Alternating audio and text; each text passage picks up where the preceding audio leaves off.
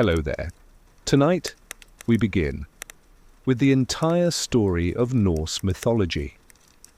The world is not flat or round, not floating in space as we know it, but hanging on the branches of a colossal tree. Its roots dig into mysteries, its trunk binds the worlds, and its crown stretches into the heavens. This tree is Yggdrasil, the ash tree that holds together everything in Norse myth, from gods and giants to elves, dwarves, and even us. If you close your eyes for a moment, picture yourself standing at the base of that cosmic tree. The bark is as wide as a mountain cliff rough under your hand. Roots as thick as rivers plunge into unfathomable darkness. Somewhere, water drips steadily, like the heartbeat of the universe. Above, the branches groan in the cold wind, their leaves whispering secrets in a tongue older than humankind. That is where our story begins, at the very heart of the Norse cosmos.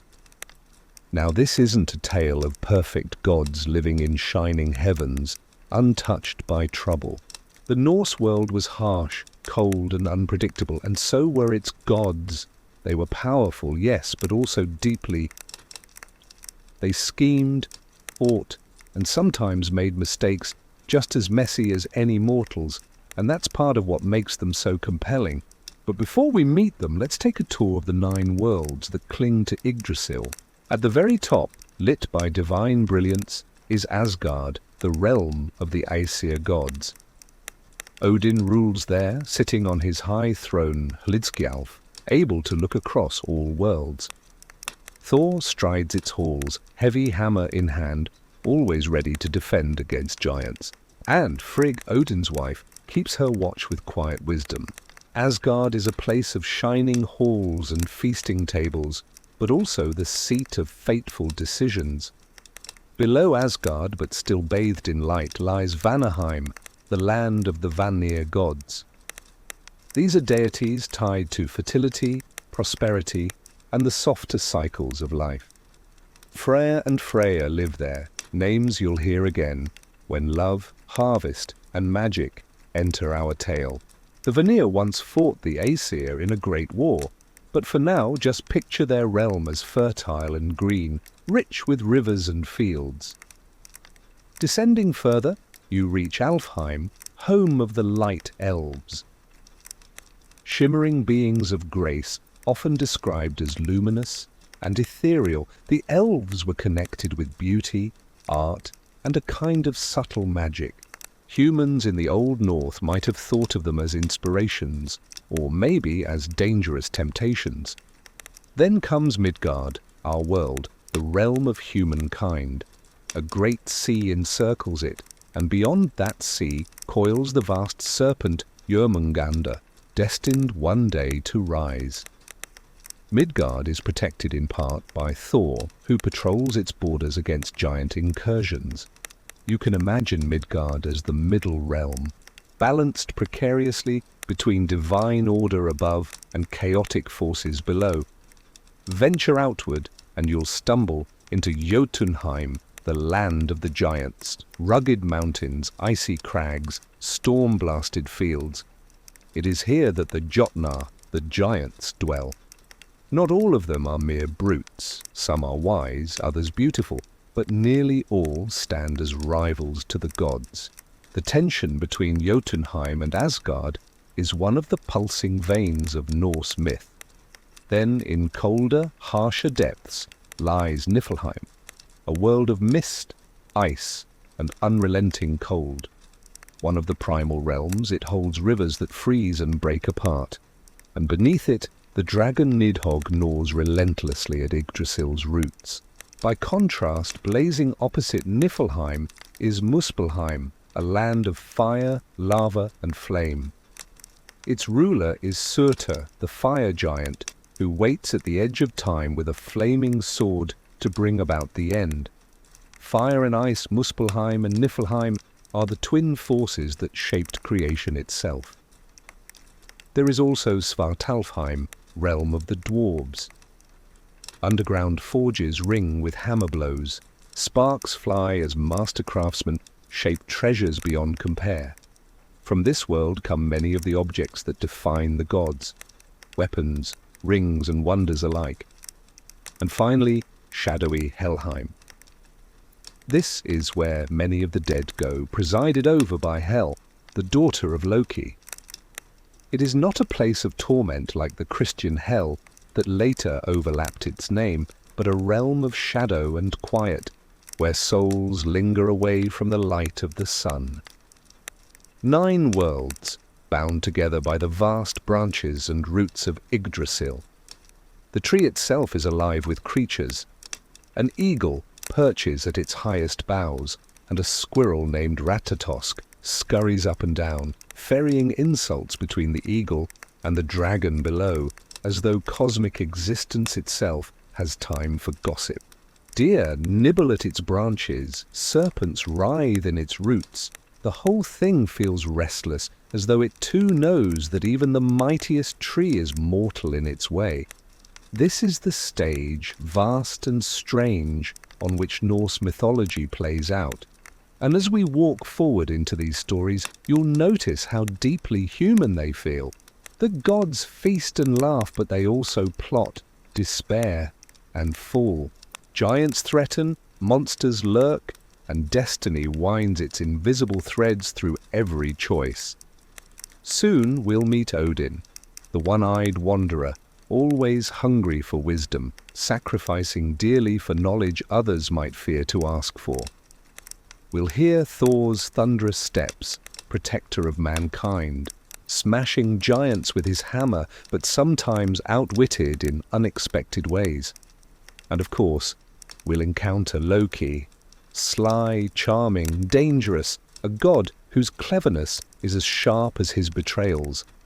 These are not distant, untouchable deities. They feel like figures you could share a fire with, though you'd want to keep one hand on your sword and the other on your drinking horn. So, with Yggdrasil above us and the 9 worlds around us, let's step forward. Already the winds from Niflheim are cold on our cheeks, and the distant glow of Muspelheim flickers like embers on the horizon. Somewhere, in the yawning void between them, the first story of creation waits to be told. And that's where we go next. If Yggdrasil is the great tree that holds the worlds together, then we need to step back even further to ask, where did any of it come from? Before the 9 worlds, before gods and giants, before even the first breath of wind, there was nothing. Not nothing like an empty room, not silence you can still hear, ringing in your ears, but a deeper absence. This place, or rather this state of being, was called Ginnungagap. Think of it as a yawning void, not darkness, not light, not even space. A gaping, formless chasm that stretched endlessly, waiting. And on either side of this chasm stirred 2 primal realms. To the north lay Niflheim, the land of mist, ice, and rime. Rivers froze and cracked there, spilling sheets of frost into the void. To the south lay Muspelheim, the land of fire and unquenchable flame. Sparks danced in its skies, and its heat burned with an intensity no living thing could survive. For ages these 2 forces, fire and ice, existed apart, glaring at one another across the abyss of Ginnungagap. But eventually they reached. The icy breath of Niflheim stretched outward, and the sparks of Muspelheim flew free. When they met in the void, something extraordinary happened. Frost began to melt, heat softened ice, and out of that clash, life stirred. From the melting rime dripped the first giant, Ymir. Imagine a colossal figure rising from frozen mist, a body of raw, primal strength, unshaped by morality or law. Ymir was not a god. He was older, rougher, a being of pure chaos. From his sweat, from the folds of his body, more giants began to emerge, multiplying like shadows in the frost. The race of Jötnar, the giants, were born, but Ymir could not survive alone. As he lay in the void, nourished by nothing, another being emerged from the dripping ice. Audhumla, the cosmic cow. She was immense, gentle, and miraculous. From her udders flowed 4 rivers of milk, enough to feed the ravenous Ymir. This strange partnership of giant and cow sustained the first days of creation.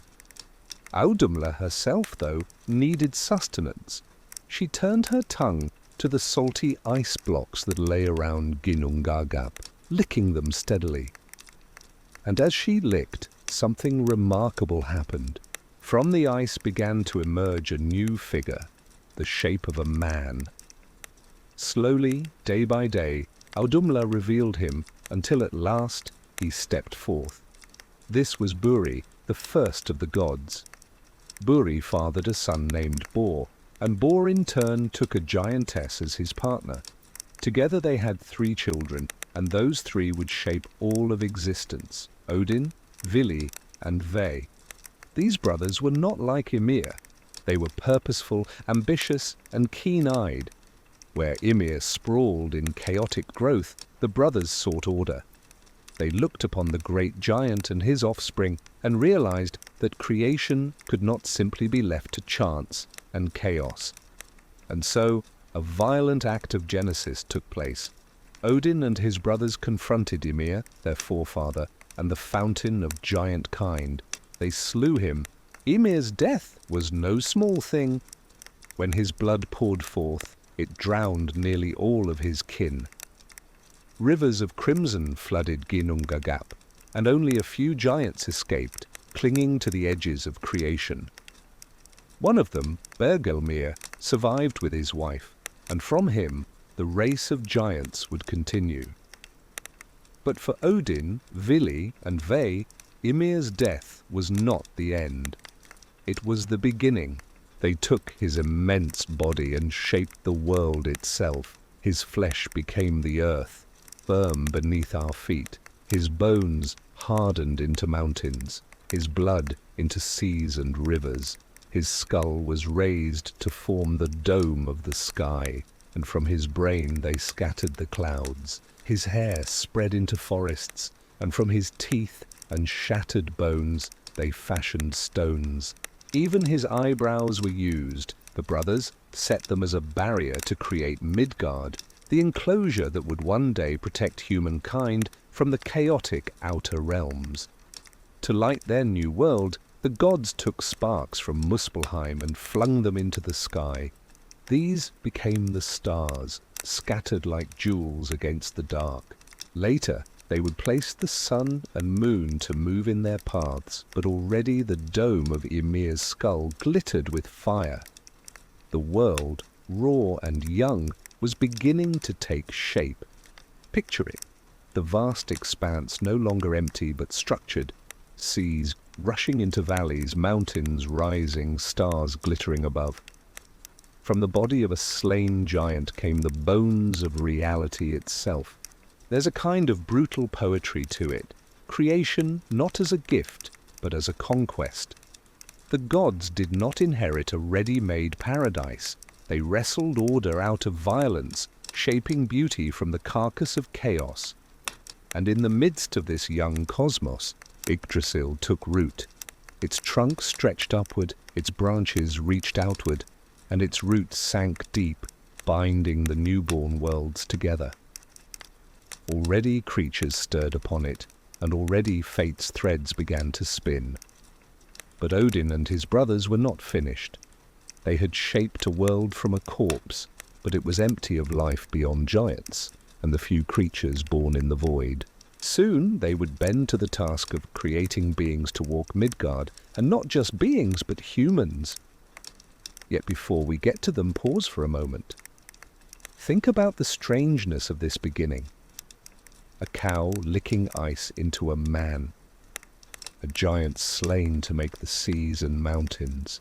Sparks tossed into a skull to light the heavens. This is not the sanitized creation story of a peaceful dawn. It is raw, violent, surreal. It reflects the worldview of the Norse people, that life was carved out of harshness, and that order is always one catastrophe away from collapse. As Yggdrasil stretched its first roots and the stars flickered above, Odin and his brothers turned their eyes toward shaping more. And their greatest act was still to come. For the world was vast but empty, and the gods desired companions who could walk, breathe, and wonder. And so the story moves toward the first humans. The world was now shaped from the body of Ymir, seas of his blood, mountains of his bones, forests of his hair, clouds of his brains, and the sky stretched like a dome from his skull. But it was still rough, still raw. Odin, Vili, and Ve, the three divine brothers, looked upon their creation and knew that more was needed. They were not simply content to stand in a landscape of stone and ocean. They wanted a world with rhythm, with order, with life that would reflect the spark inside them. The first task was to tame the heavens. The sparks they had flung from Muspelheim glittered above, but they lacked pattern and purpose. So the gods set two great orbs in motion, the sun and the moon. In the myths, they are not impersonal balls of fire or rock as we think of them today, but living beings. The sun was driven across the sky by a goddess named Sul, who steered her shining chariot pulled by horses whose manes blazed with fire. The moon was steered by her brother Mani, guiding his own horses through the night. But the skies were never safe in Norse myth. Chasing them were two ravenous wolves, Skull and Hati, destined one day to catch and devour the sun and moon. Each dawn and dusk was a reminder of the chase, and each eclipse was a glimpse of their jaws snapping close. The rhythm of day and night was not serene. It was a desperate flight, holding doom at bay.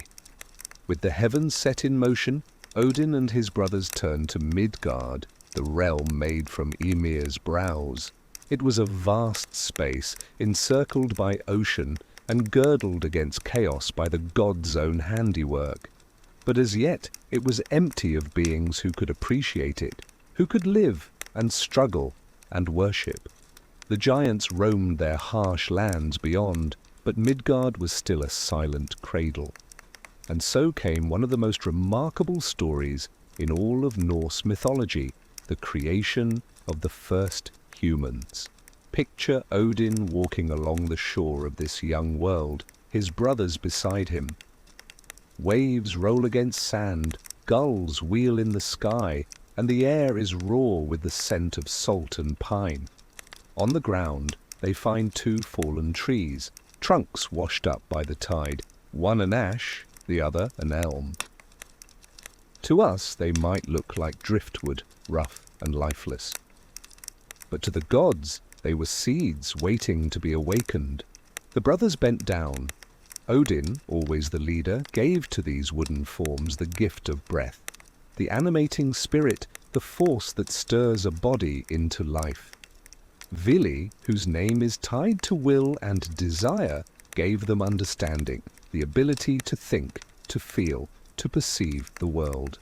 Ve, whose domain was sacred order and appearance, gave them form and speech, shaping their features and granting them voices. And so from ash and elm were born the first man and the first woman, Ask and Embla. They opened their eyes upon Midgard, drew their first breath, and gazed around in wonder at a world just beginning. The gods had made more than clay figures or puppets. They had created beings who could walk, love, speak, and choose. Why an ash and an elm? Scholars have debated it for centuries, but perhaps it's enough to say the Norse saw trees as living pillars, echoes of Yggdrasil itself. To them, humanity was carved from the same fabric as the great tree and its worlds. We are wood-given spirit, fragile but enduring. Ask and Embla were placed within Midgard, sheltered behind Ymir's eyebrows, a literal fence against chaos. This enclosure was their home, a place where they could live safely, at least for a time. From them would spring the race of humankind, destined to flourish, suffer, and eventually be caught up in the fate of the gods themselves. Think about what this story tells us. Human beings are not the center of the cosmos in Norse thought.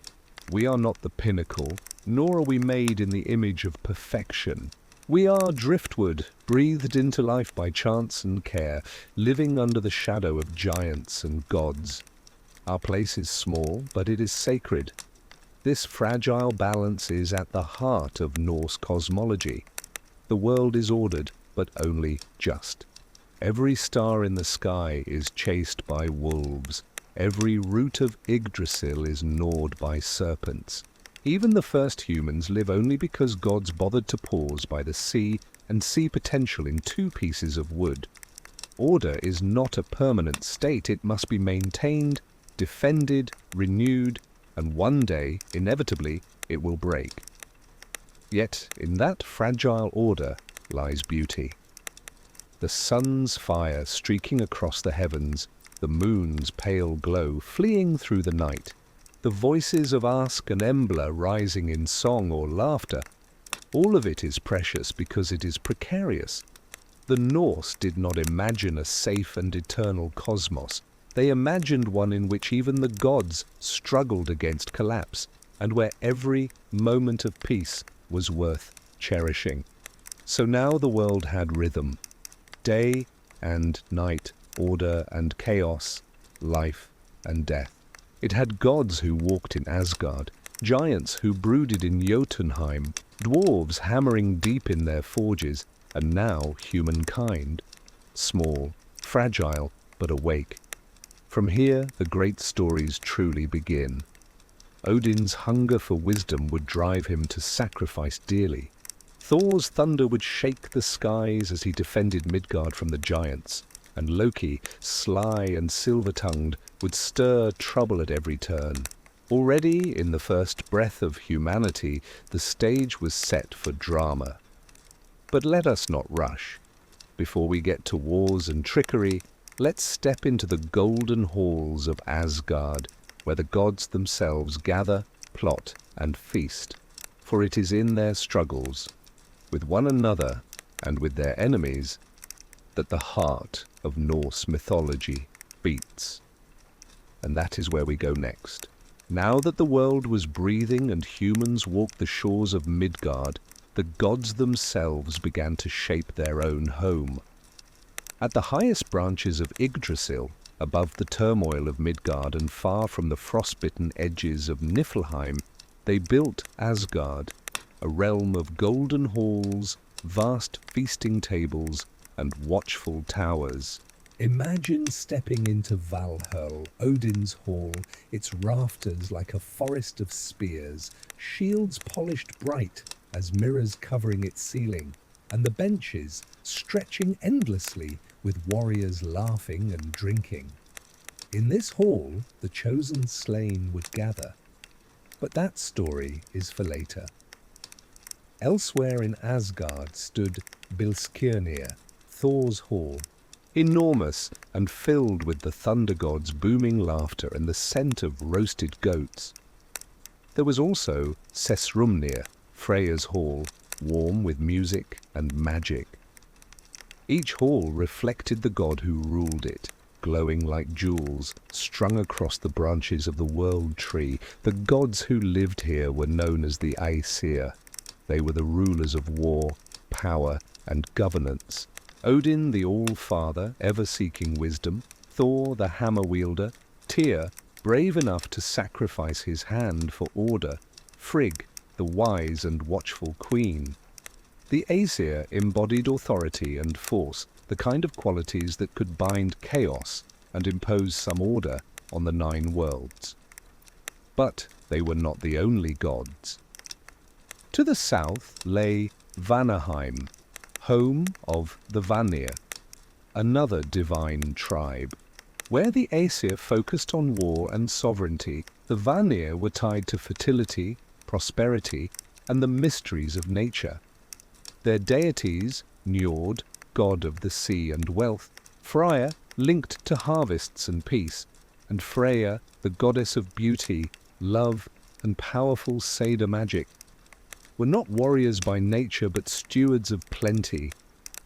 Two families of gods, two sets of values, and as often happens when neighbors look across their borders, suspicion grew.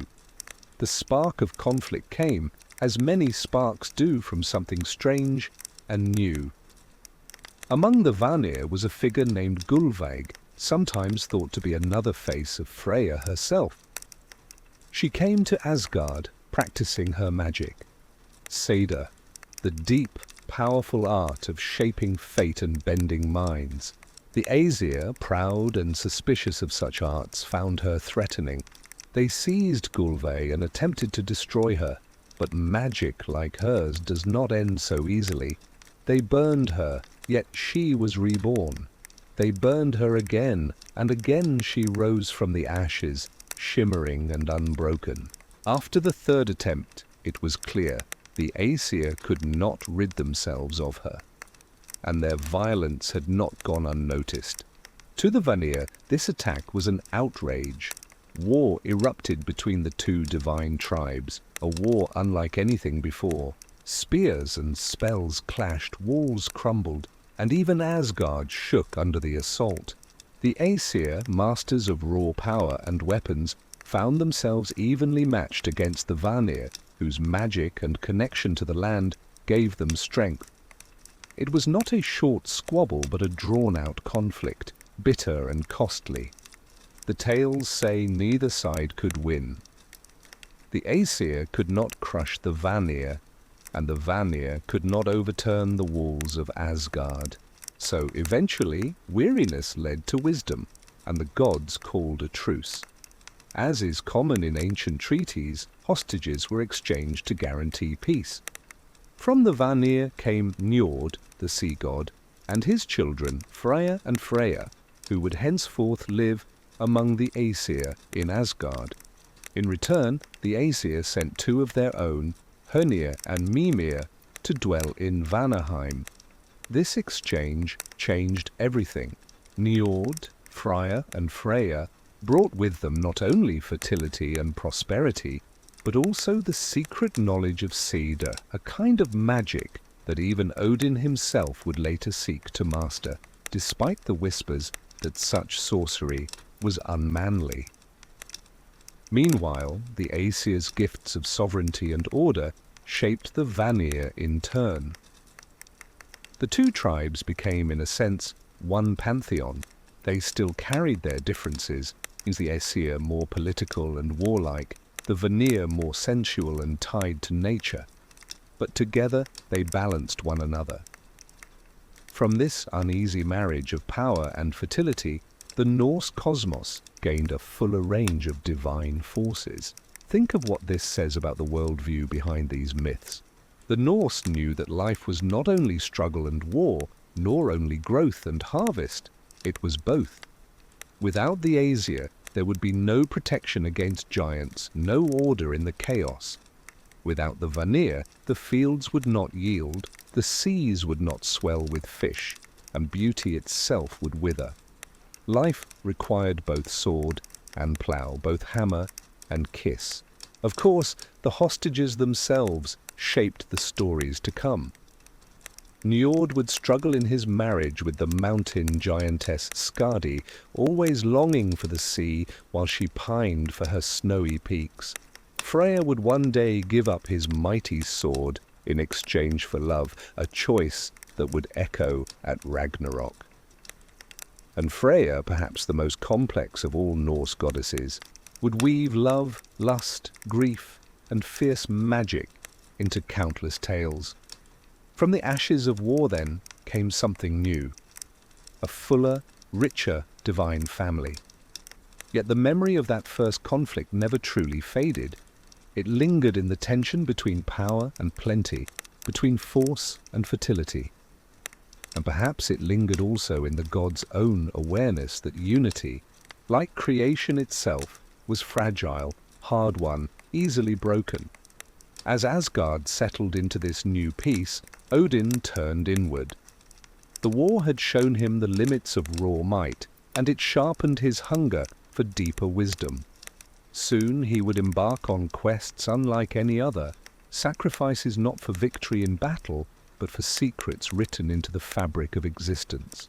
His story is one of riddles, runes, and the price of knowledge. And that is where we turn next. Odin has many names: the All-Father, the Wanderer, the One-Eyed, the Gallows God. Each of these names reveals a fragment of who he is, but to understand him you must imagine a man, or rather a god, restless to his bones. He is not content with power alone, not satisfied with his throne in Asgard, nor with the loyalty of warriors, nor even with victory in war. Odin craves something rarer, something more dangerous, knowledge, for Odin knew that brute force, even divine force, was never enough. Giants could be stronger, monsters more ferocious, but wisdom, secret knowledge, runes, prophecy, these could tilt the balance of fate itself.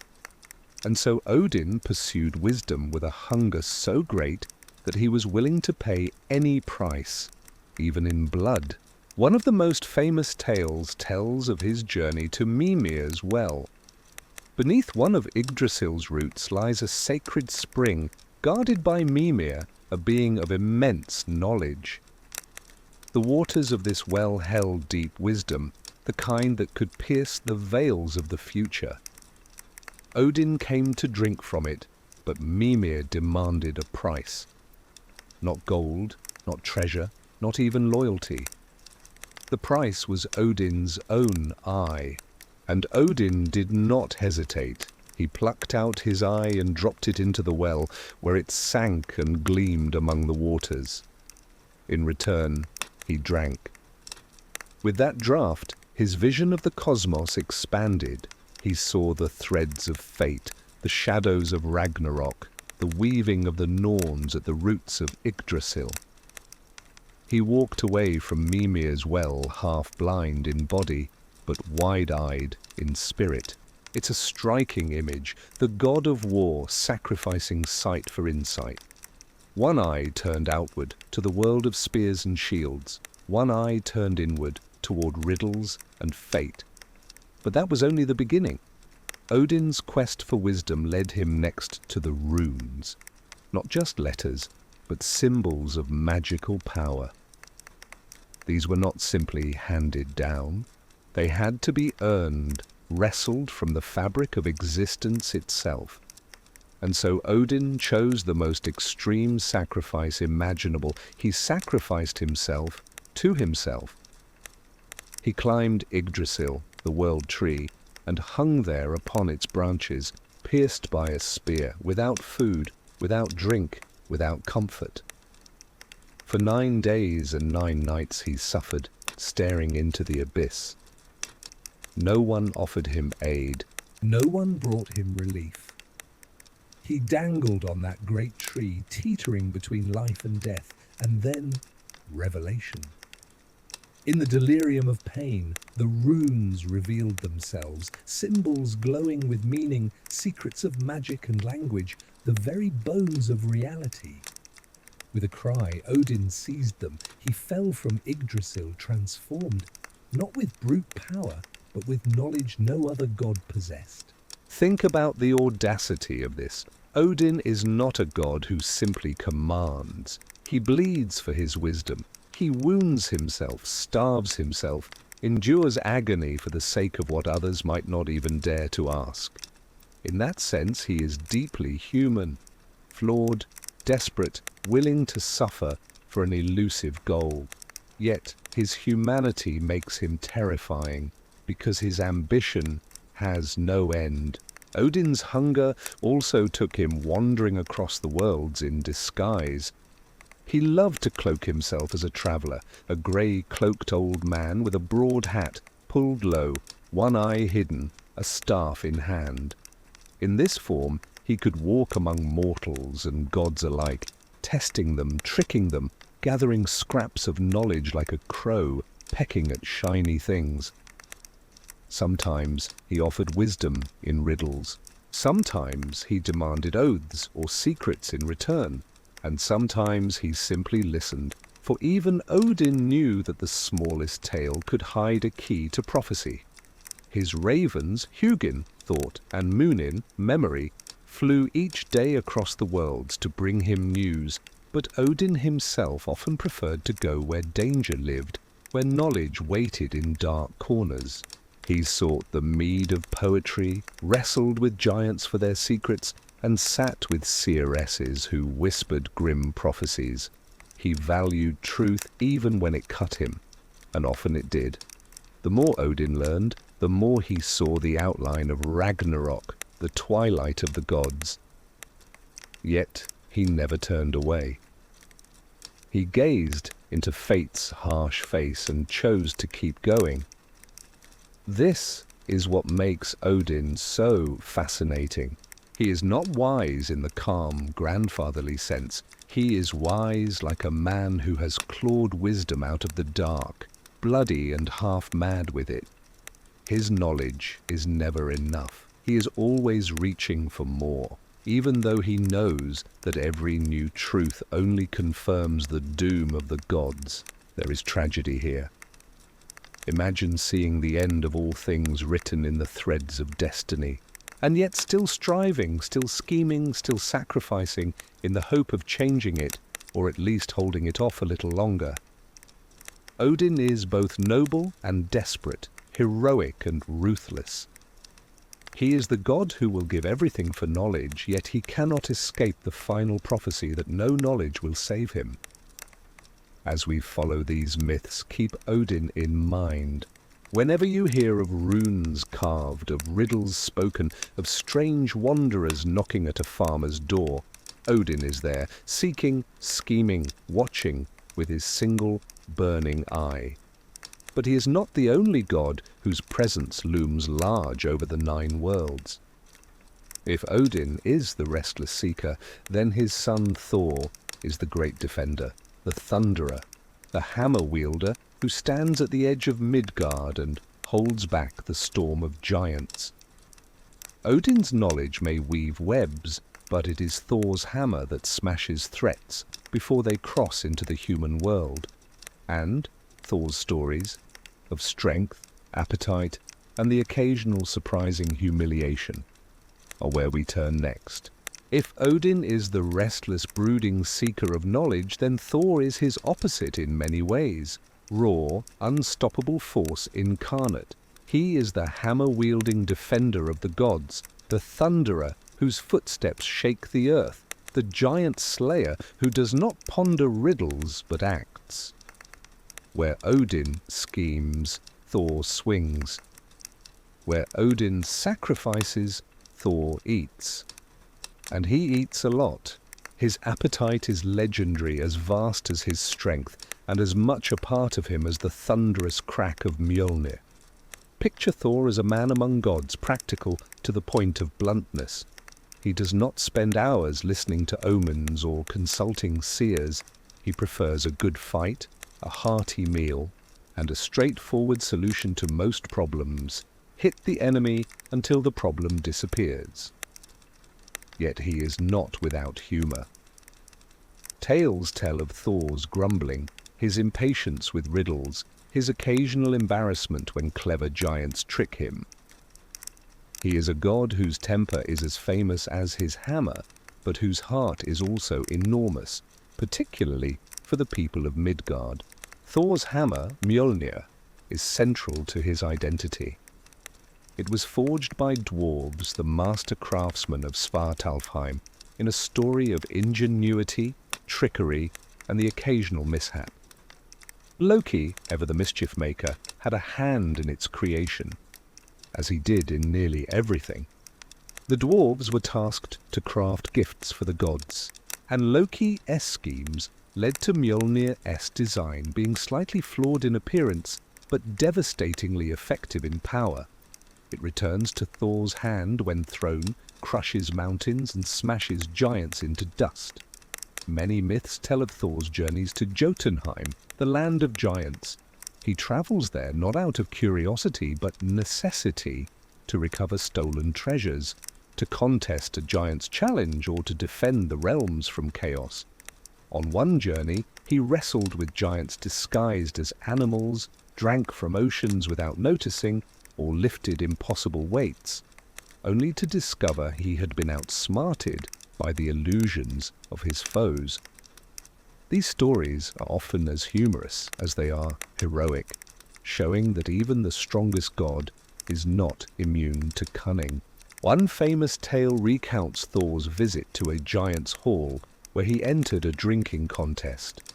Thor was confident, knowing his strength unmatched. Yet each cup seemed to drain endlessly, the contents never gone. Only later did he realize the giant had set the drinking horn to a trick. It was connected to the ocean itself. Even the mighty Thor could not drain the sea in a single gulp. The tale ends in laughter and respect for the cleverness of his enemies, demonstrating that raw strength is powerful but not infallible. Thor's other adventures include contests of strength and endurance, often with giants who rivaled his might. He wrestled old women who were actually disguised gods or monsters, lifted massive serpents disguised as ordinary cats, and even attempted to lift the Midgard serpent itself, though only managing to touch its back. Each story reinforces a central theme. Thor's power is vast, but the cosmos is larger still. Strength alone cannot bend reality. Even a god must confront limits. Yet Thor's greatest role is protector of Midgard, the human world. While Odin observes, schemes, and sacrifices, Thor acts as a shield, standing on the border of the world to guard humans from giants, monsters, and chaos.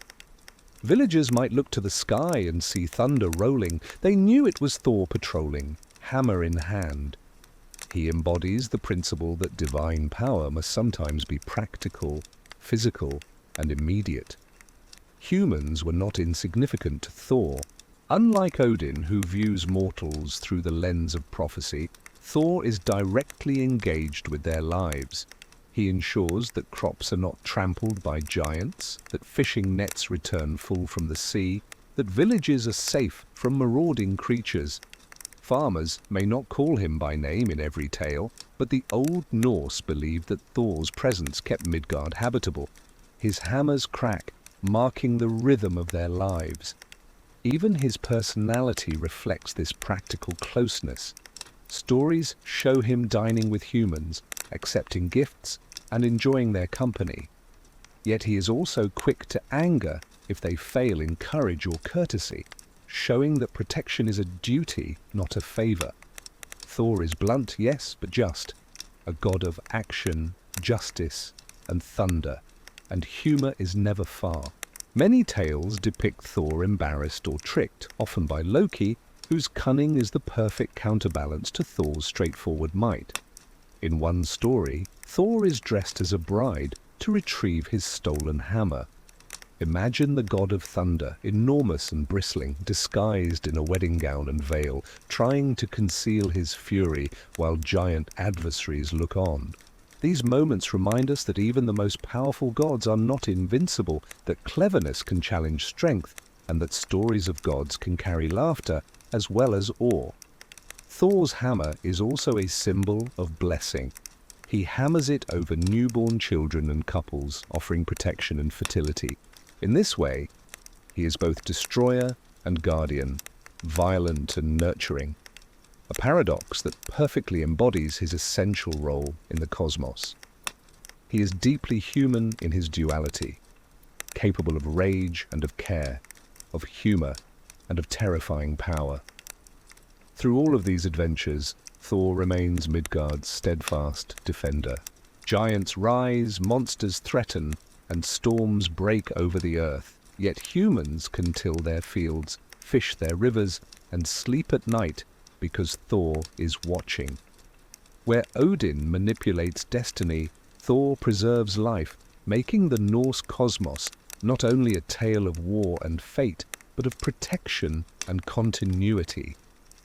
So, as we leave the thunder rolling across mountains and seas, remember Thor, blunt, practical, insatiably hungry, unyielding in strength, yet capable of laughter and humility.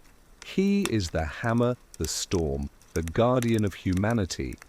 and soon we will see why the Norse stories often need not just warriors like him, but tricksters to stir the pot. For that trickster, unpredictable and dangerous, is Loki, and his story begins not with war or protection, but with mischief and cunning beyond imagination. If Odin is the seeker and Thor the protector, then Loki is the disruptor, unpredictable, clever, dangerous, and impossible to fully understand. Unlike Thor, who is straightforward, or Odin, whose power is rooted in knowledge, Loki thrives in ambiguity. Even his birth is mysterious. He is said to be the son of the giant Farbauti and the giantess Laufey, but he lives among the Aesir, accepted and feared in equal measure. A god by choice, a giant by blood, a friend and a threat, Loki exists between worlds, between roles, between the lines of every story. Loki's first remarkable gift, or curse, depending on your perspective, is shape-shifting. He can become anything, a fish, a horse, a bird, even a seemingly ordinary human. This ability allows him to trick gods, giants, and mortals alike. In one tale, he becomes a mare to lure away a giant stallion, giving birth to Sleipnir, the 8-legged horse that Odin later rides. Even in his forms, Loki carries his personality. Mischievous, sly, often selfish, but occasionally useful in ways no one anticipates. Early in the myths, Loki's pranks often appear playful. He might tie someone's shoes together, switch objects, or provoke small chaos in the halls of Asgard. The other gods sometimes laugh, sometimes groan, but they tolerate him because he is clever and entertaining. Yet playful tricks often escalate. One joke can ripple into disaster. A missing object here, a lie there. Loki's mischief has a way of spiraling, exposing hidden tensions and weaknesses among the gods. One early tale recounts Loki's interference with Thor's goats. The thunder god's goats were crucial for his journeys, and Loki, in a moment of amusement, tricks them in ways that leave Thor frustrated and scrambling. The story ends with Thor regaining control, but the laughter from Loki's side reveals a truth. Mischief is a force unto itself, and Loki is its master. But Loki is not merely a prankster. He has a darker side, one that hints at the doom to come. Among his many deeds is the birth of his children, each of whom casts a long shadow over the 9 worlds. Fenrir, the giant wolf, grows so large and fearsome that even the gods eventually bind him, sensing that his freedom could herald catastrophe.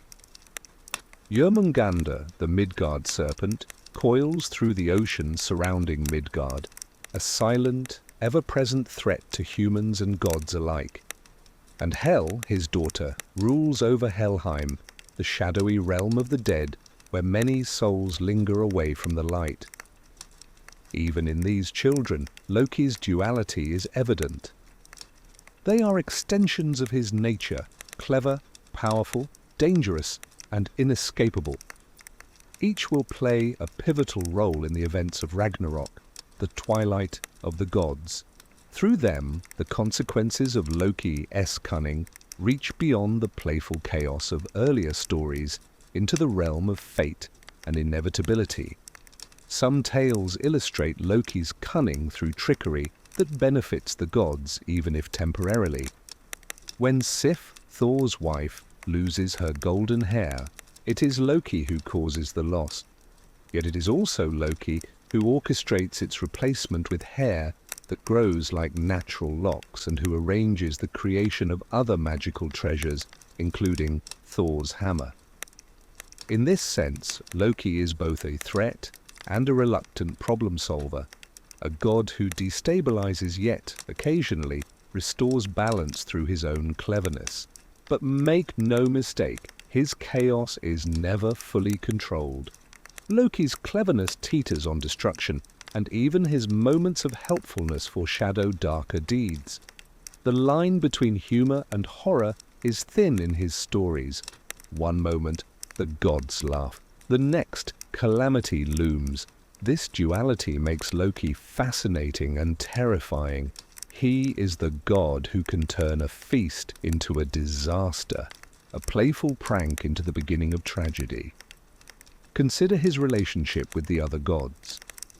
Odin tolerates him for his wit and his occasional insights, but even Odin knows that Loki is unpredictable and dangerous. Thor, whose approach is to smash first and ask questions later, is exasperated by Loki's schemes. The tension between order and chaos, strength and cunning, runs like a thread through the myths, and Loki is the living embodiment of that tension. Loki's story also carries a sense of inevitability. While his early mischief seems minor, it lays the groundwork for larger events. Every prank, every deception, and every unanticipated consequence is a spark that will, eventually, light the conflagration of Ragnarok. In Norse thought, chaos is never entirely absent. It simply waits in the shadows, ready to emerge, and Loki is its herald. Through all this, Loki's shape-shifting nature is a constant metaphor. He is literally and figuratively impossible to pin down. He adapts, deceives, and survives, moving between worlds and roles. And yet, no matter how clever or slippery, the gods eventually recognize that his power and the shadows of his children cannot be fully contained. Even in early stories, one sees the pattern. Loki destabilizes, the gods respond, and the balance is temporarily restored. But in his presence, balance is never permanent. His cleverness and his offspring foreshadow the coming clash that will define the end of the gods. So as we watch Loki's mischief escalate from playful pranks to perilous schemes, we begin to see a pattern that will define Norse mythology. Chaos and order in constant tension, humor entwined with tragedy, and the inevitability of fate threaded through every tale. The gods of Asgard may feast, heroes may rise, and humans may prosper. But somewhere in the shadows, Loki and his children grow, preparing for a time when cunning and chaos will strike the 9 worlds with devastating force. And that growing shadow is where we turn next. In Part 8, we will see how Loki's mischief escalates further, how the gods' treasures are stolen and forged, and how the seeds of tragedy are sown in the wake of his cleverness. Loki's mischief does not stay small for long. What begins as playful trickery quickly escalates into deeds that test the gods themselves. One of the earliest examples is Sif's golden hair, the shining locks of Thor's wife. Loki, in a moment of either jest or jealousy, cuts them all off while she sleeps. Thor returns, furious, and storms toward Loki with hammer in hand. Panic flares, not because the hair is gone, but because Thor's wrath is legendary. This is where Loki's cunning comes into play. He does not simply run from Thor, instead he bargains. Promising to repair the damage, he travels to Svartalfheim, the realm of the dwarves, and arranges for new hair to be crafted from gold, which will grow like natural hair upon Sif's head. While doing so, Loki also commissions a series of divine artifacts, Mjolnir, Thor's hammer, forged by the dwarves Brokkr and Sindri, which will become Thor's most iconic weapon, devastating giants and protecting Midgard. Gungnir, Odin's spear, perfectly balanced and impossible to miss, which becomes a symbol of authority and martial power. Draupnir, a golden ring for Odin that multiplies itself every 9th night, a symbol of endless abundance. Even the mead of poetry, later stolen and hidden, whose origin involves cunning, theft, and Loki's slippery ingenuity, becomes entwined with inspiration, wisdom, and deceit. In these stories, Loki is not merely a trickster, he is a catalyst. He sets challenges in motion, forcing the gods to act, innovate, and even learn from their mistakes. Without Loki, Mjolnir might never exist, Odin's wisdom might not be tested, and the treasures of the gods would remain incomplete. His cleverness drives creation and problem-solving, but always at a cost. Take, for instance, the episode with the gods' wager with the dwarves. Loki wagers his own head that the dwarves cannot forge treasures more magnificent than those already in Asgard. The dwarves succeed, but Loki, as always, tries to cheat, arguing that their heads are not truly forfeit because he only wagered the skin, not the head itself. This argument nearly infuriates the gods, but his wit preserves him once more. Loki is helper and danger intertwined. Without him, the gods' world would lack innovation. With him, chaos is never far away. Loki's escalation is also evident in the way he challenges the gods' pride. When giants or mortals test them, he often engineers the scenario, setting the stage for triumphs that are as much about ingenuity as brute strength. Thor lifts impossible weights, Odin deciphers runes, Freya negotiates with nature. Each god's skill is showcased, but always with Loki as the unseen provocateur. And yet, there is a tension in his role. He is the god who forces problems into the open, but also ensures they can be resolved, albeit precariously. Mjolnir, Sif's hair, the mead of poetry. All exist because Loki both destroys and creates. His mischief teaches a lesson that the Norse people understood well. Life and order require struggle, cunning, and sometimes the interference of forces you cannot control. Even the mead of poetry illustrates this duality. The story begins with the death of Kvasir, a being born from the saliva of the Aesir and Vanir as a symbol of peace and knowledge. Loki, always moving between realms, steals the mead of poetry from the giants who possess it. He transforms into a salmon to escape, chased across rivers, pursued by giant forces, yet ultimately delivers the mead back to the gods. Through deception, daring and cleverness, he preserves a treasure of wisdom for the world, even as his methods flirt with danger at every turn. What emerges from these tales is a portrait of Loki as essential to the functioning of the cosmos. He is the spark that ignites creation, the twist that forces ingenuity, the shadow that reminds the gods that no system is perfect. Without him, Asgard might stagnate. With him, it teeters perpetually on the edge of catastrophe. This duality is mirrored in his children. Fenrir, Jörmungandr, and Hel continue the theme of danger, intertwined with potential. Loki's mischief now extends beyond playful pranks into cosmic consequences. The stage is being set for Ragnarok, the twilight of the gods, where chaos will confront order in a final, epic confrontation. But for now, Loki's cleverness and escalation serve as a sort of cosmic teaching tool. They reveal the limits of power, the need for adaptability, and the way that cleverness, courage, and chaos are all interconnected. The gods' victories, their treasures, and even the well-being of Midgard often arise from situations he creates. Yet every triumph is shadowed by the awareness that Loki's next scheme could undo it all.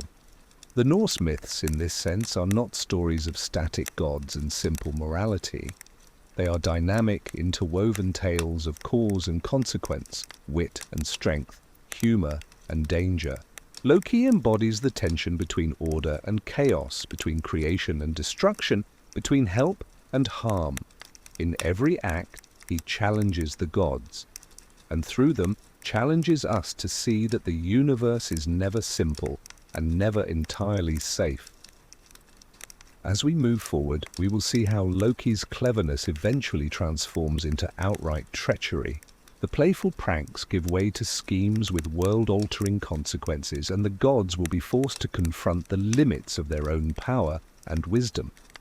The stories of treasures, theft, and clever bargains are only the beginning of a path that leads to Ragnarok, where the balance of the cosmos itself is at stake. And that path begins in earnest in the giants, the serpent, and the looming doom, where threats both old and new emerge from Jotunheim, and the consequences of Loki's cunning become impossible to ignore. Amidst all the tumult of Asgard, there shines a figure of rare light and beauty. Baldr, son of Odin and Frigg. If Odin is wisdom incarnate, Thor is raw strength, and Loki is chaos made flesh, then Baldr is the embodiment of light, innocence, and purity. The gods love him for his fairness, his beauty, and his kind heart. Wherever Baldr walks, the world seems brighter. Even the trees and the animals are said to rejoice at his presence. Yet the myths remind us that even the brightest light can cast a shadow. Baldr begins to have ominous dreams, visions in which his death draws near. At first, the gods dismiss these dreams as mere worries, but Odin, ever aware of fate and prophecy, takes them seriously. He knows that the threads of destiny are fragile, and that even the gods cannot escape the shape of what is to come. Frigg, Baldr's mother, resolves to protect him at all costs. She travels across the 9 worlds, extracting oaths from all things, living and non-living, animate and inanimate, that they will never harm Baldr. Rocks, metals, trees, animals, even fire and water swear loyalty. With each promise, Baldr grows safer, and the gods celebrate the cleverness and diligence of Frigg. For a time, it seems as if nothing could touch the beloved god, and yet there is always a loophole. Frigg, perhaps distracted or perhaps underestimating its danger, overlooks one small, seemingly insignificant plant, mistletoe. It is delicate, small, and harmless in appearance. No one suspects that from this tiny sprig will come the greatest tragedy the gods have faced since Ymir's death and the forging of the 9 worlds. The gods, feeling secure, amuse themselves by throwing weapons and stones at Baldr, blows that should harm anyone else, but which bounce harmlessly off him as if he were invincible. Laughter and joy fill Asgard as gods and goddesses hurl spears and hammers, confident that no harm will come. The world seems safe. Enter Loki, ever the trickster, ever the agent of change.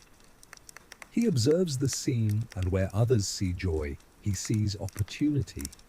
In disguise, he learns of the one weakness Frigg has overlooked, the mistletoe. With a small, cunning motion, he fashions a dart or arrow from the plant. Fragile, almost trivial in its form, but carrying the full weight of destiny. Loki approaches Herder, Baldr's blind brother, who is hesitant to join the playful throwing of objects. Loki guides Herder's hand, giving him the weapon without revealing its fatal nature. Herder, innocent and unaware, throws. The dart strikes Baldr, and for the first time, the invincible god falls. The light in Asgard flickers and dims as the golden Baldr lies dead, pierced by the smallest of weapons. The consequences are immediate and catastrophic. The gods are stunned. Thor, enraged, threatens to obliterate the perpetrator. Odin mourns, knowing that fate's tapestry has twisted further toward doom. Frigg weeps, her tireless efforts undone by a single oversight. Loki, of course, slips away, his laughter hidden beneath his clever disguise, leaving chaos in his wake. Baldr's death marks a turning point in the Norse cosmos. For the first time, the gods face the reality that even their power cannot halt destiny. The world they have shaped, the treasures they have forged, the protections they have enacted, all of it is vulnerable. Ragnarok, the twilight of the gods, begins to feel inevitable. The light and order that Baldr represents have been pierced by treachery, and the fragile balance that sustains the 9 worlds is shattered. The gods attempt to restore what has been lost.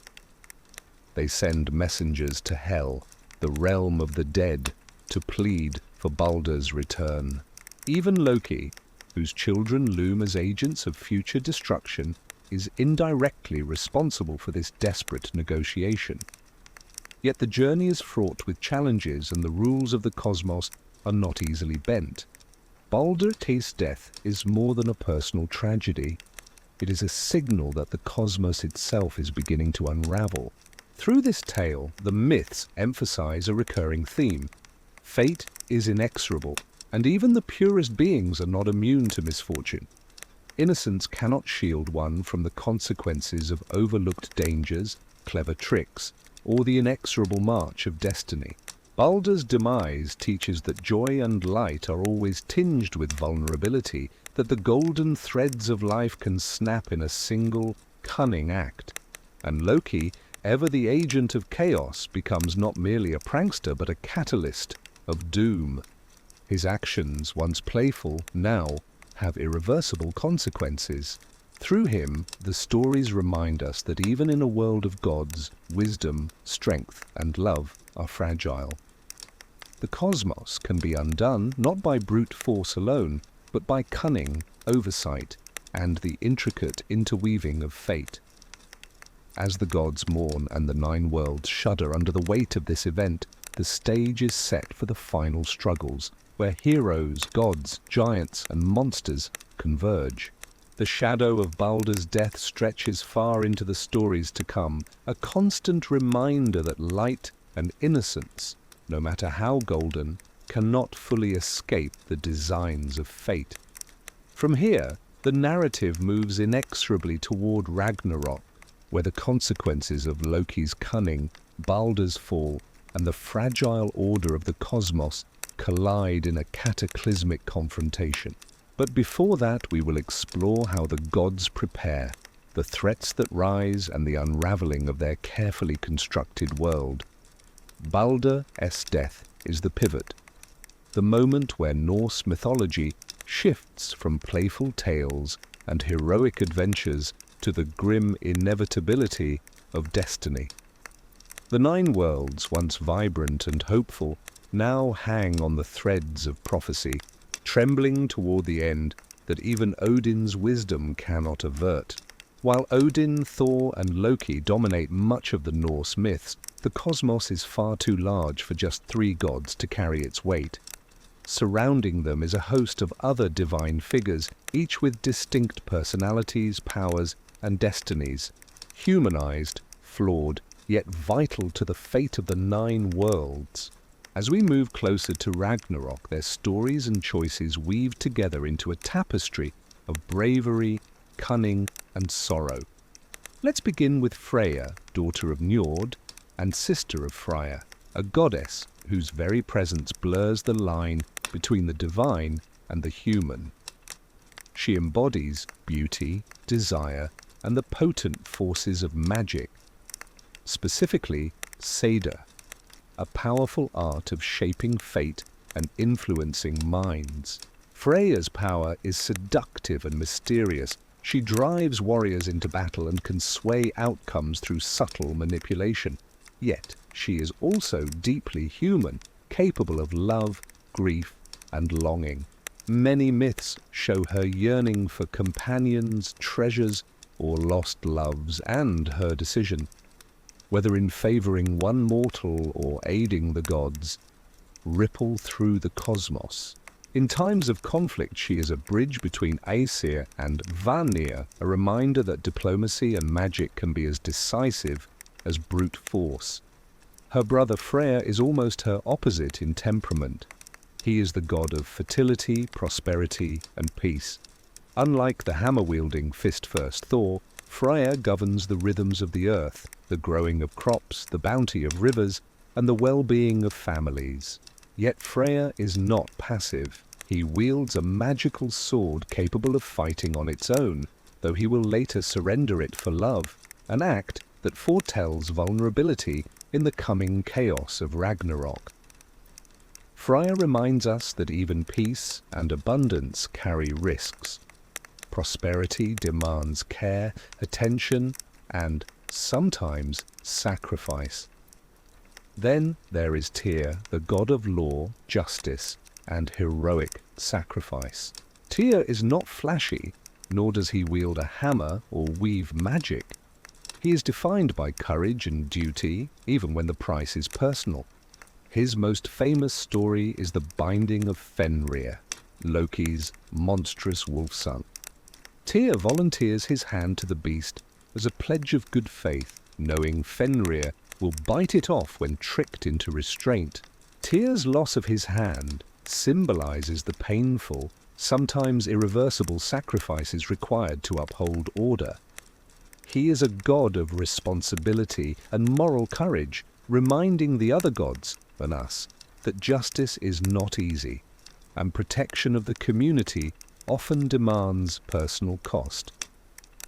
Watching the horizons of Midgard and the boundaries of the 9 worlds is Heimdall, the vigilant watchman of Asgard. Perched atop Himinbjorg, Heimdall's senses are sharper than any other god's. He can hear grass growing, see for hundreds of miles, and is destined to blow the Gjallarhorn to signal the beginning of Ragnarok. Heimdall embodies alertness, patience, and duty.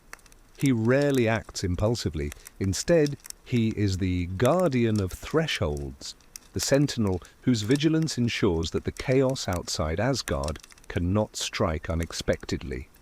In this, he complements Thor's raw, defensive power, adding a layer of foresight and strategy to the god's defense.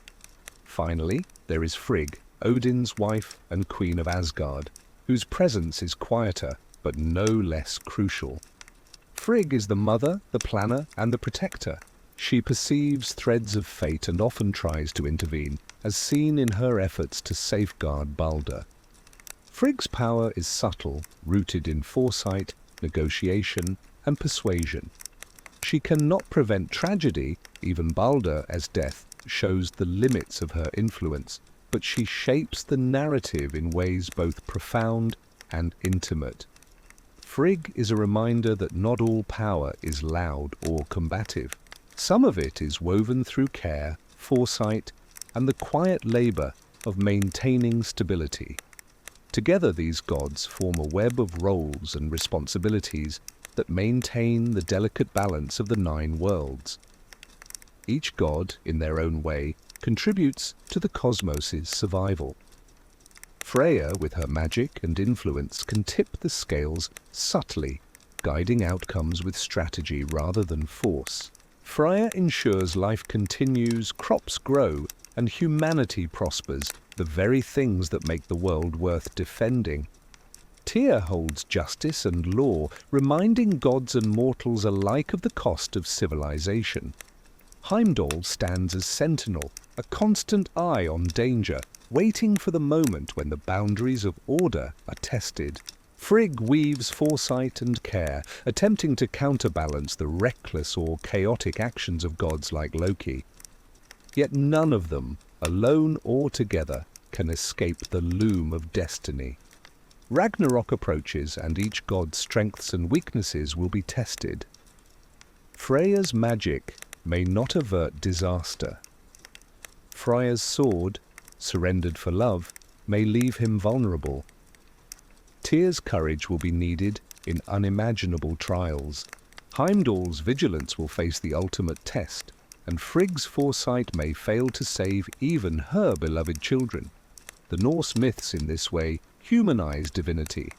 Gods are not perfect, nor are they omnipotent. They are beings with strengths, flaws, desires, and fears. They make choices, suffer consequences, and prepare for battles that may be beyond even their power to win. This humanity makes their stories resonate. Courage, sacrifice, foresight, and cunning are universal themes, and the Norse gods embody them in extremes that highlight both the glory and the fragility of existence. In the weeks, months, and stories to follow, each of these gods will step into the spotlight in the web of events leading to Ragnarok. Their relationships, alliances, rivalries, and personal choices will shape the unfolding of prophecy.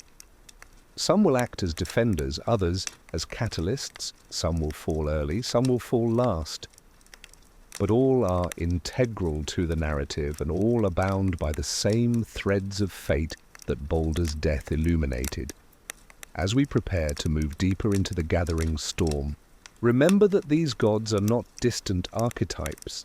They are characters with humor, flaws, courage, and sorrow, each playing a part in the cosmic drama that is about to reach its climax. And soon, the stage will expand beyond Asgard, Midgard, and the Nine Worlds as the forces of giants, monsters, and fate converge in the inexorable march toward Ragnarok. As we move closer to the events that will shatter the Nine Worlds, it's time to widen our lens. The gods are powerful, but they do not act alone. Beyond Asgard and Midgard exist other beings, each with their own motives, skills, and tempers. Giants, dwarves, and elves, who shape the cosmos in ways both subtle and profound. Understanding them is crucial, for the web of fate includes every hand, claw, and craft. Let's begin with the Jotnar, the giants. They are ancient, immense, and often terrifying. Creatures of frost, fire, mountains, and storm. Yet they are not simply monsters to be slain. The giants are complex beings, sometimes adversaries, sometimes allies, sometimes lovers of the gods. Odin himself is part giant by blood, and many marriages between Aesir and Jotnar blur the line between ally and enemy. These relationships are precarious, built on respect, fear, and occasionally deception. Giants are the primal forces of nature. They embody chaos, raw power, and the unpredictable elements of the cosmos. Thor's frequent journeys to Jotunheim are a testament to this ongoing tension. Giants may scheme to steal treasures, challenge gods to contests, or spread destruction.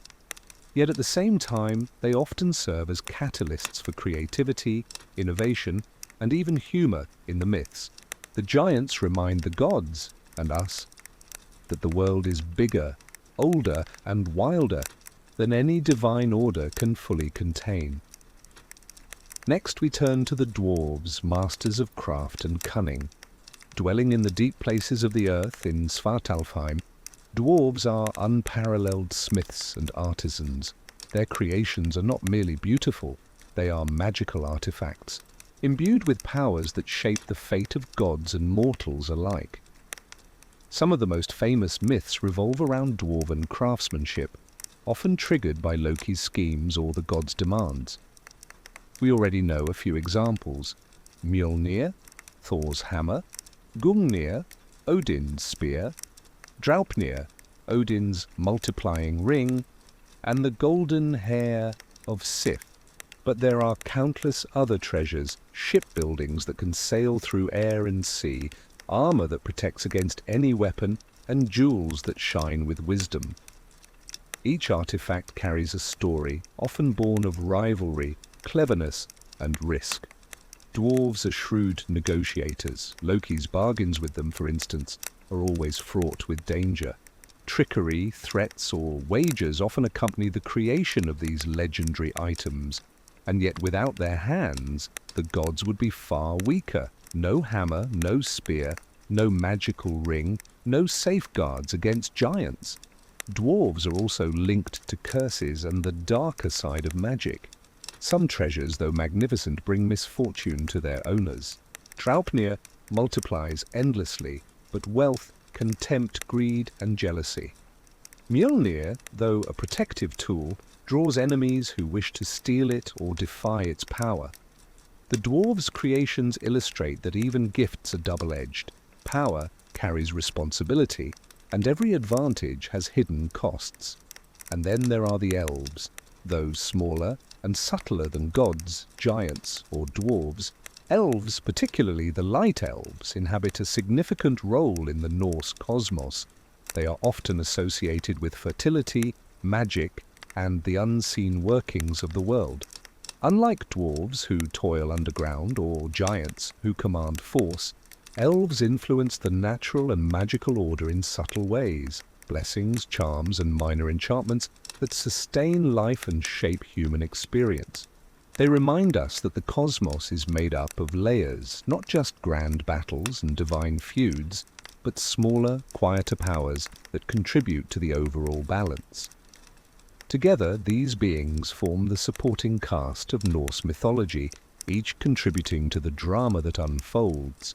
Giants represent challenge and chaos, forces that the gods must reckon with, negotiate with, or battle.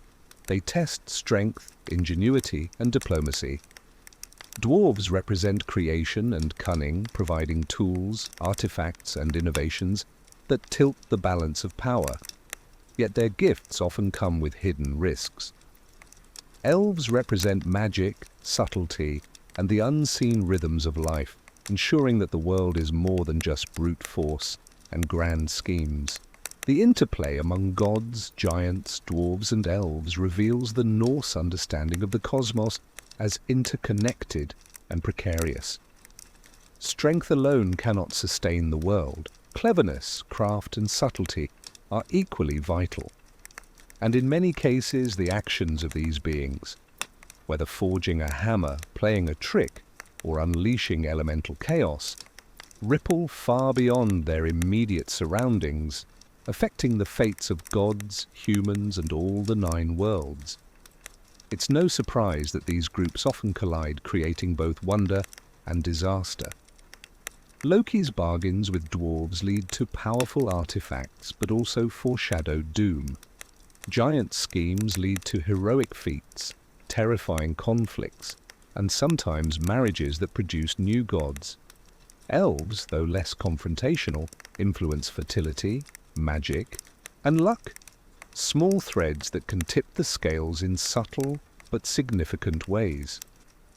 Through these beings, we see a recurring lesson in Norse mythology. Power is never isolated, and every action has consequence. Even the gods, for all their might and wisdom, rely on the skills, cunning, and magic of other beings. And, conversely, even the smallest act, a clever trick, a carefully forged artifact, a whispered enchantment, can have effects that echo across the cosmos. This stage, giants ready to test the gods, dwarves crafting treasures that may save or doom them, elves quietly shaping events, sets the table for the final chapters of Norse myth. The threads of fate are converging. Baldr's death has already signaled the approach of Ragnarok. The gods are preparing. And in the shadows, Loki and his children grow ever closer to their roles in the end times drama. By understanding giants, dwarves, and elves, we grasp that the Norse world is complex and layered. It is not simply a tale of gods fighting monsters, but a rich ecosystem of beings, powers, and choices, all woven together in a precarious balance that is about to be tested as never before. In Norse mythology, power is not measured solely in strength or magic. Sometimes it flows through words, stories, and songs. Among the most treasured of divine gifts is the mead of poetry, a magical substance that grants wisdom, eloquence, and the ability to inspire greatness in both gods and mortals. This mead is not merely symbolic. It is a reminder that knowledge, creativity, and the spoken word are forces that can shape reality itself. The story begins with Kvasir, a being born from the saliva of the Aesir and Vanir gods, who embodied the collective wisdom and peace of the 2 pantheons. Kvasir travelled the 9 worlds, sharing knowledge until he was killed by dwarves, who coveted his wisdom. From his blood they brewed the mead of poetry, imbuing it with the power to bestow creativity, insight, and skill in all forms of expression. Whoever drank this mead could compose songs, speak persuasively, and inspire hearts. In essence, wield a subtle, yet profound, kind of power. The mead eventually fell into the hands of the giants, whose intent was not benevolent. They guarded it jealously, keeping its inspiration from mortals and gods alike. Here enters Odin, the All-Father and eternal seeker of knowledge. True to his nature, Odin does not attack the giants with force alone. He relies on cunning, transformation, and daring. Odin embarks on a journey to reclaim the mead, He disguises himself, travels across treacherous lands, and outwits his adversaries at every turn.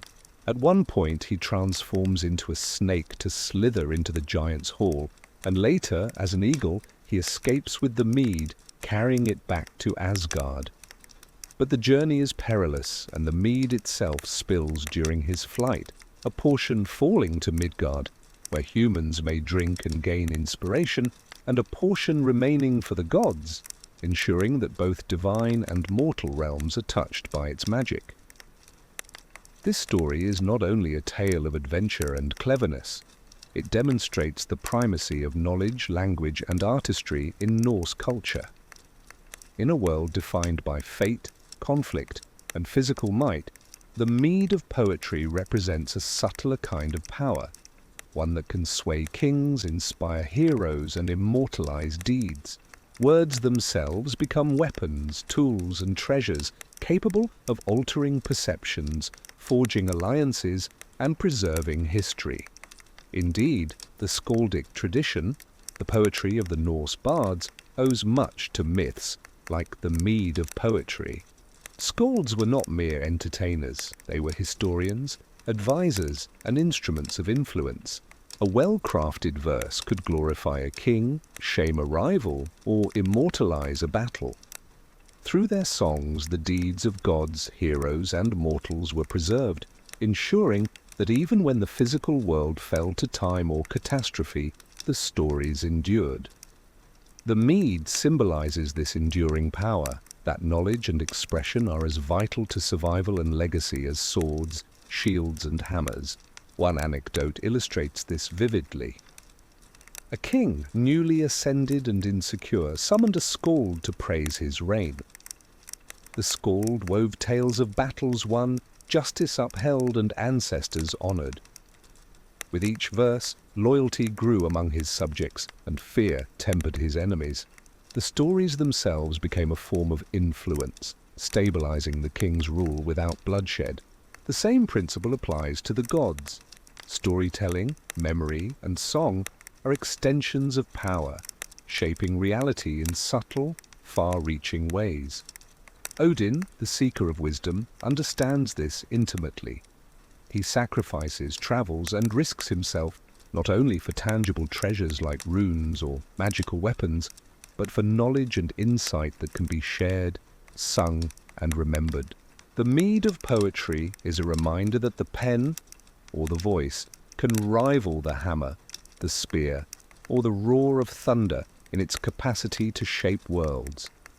And here, the narrative reveals a pattern that recurs throughout Norse mythology. Every act, whether by gods, giants, or mortals, is part of a web where intelligence, courage, and cunning are just as decisive as brute strength. The mead is a metaphor for this balance.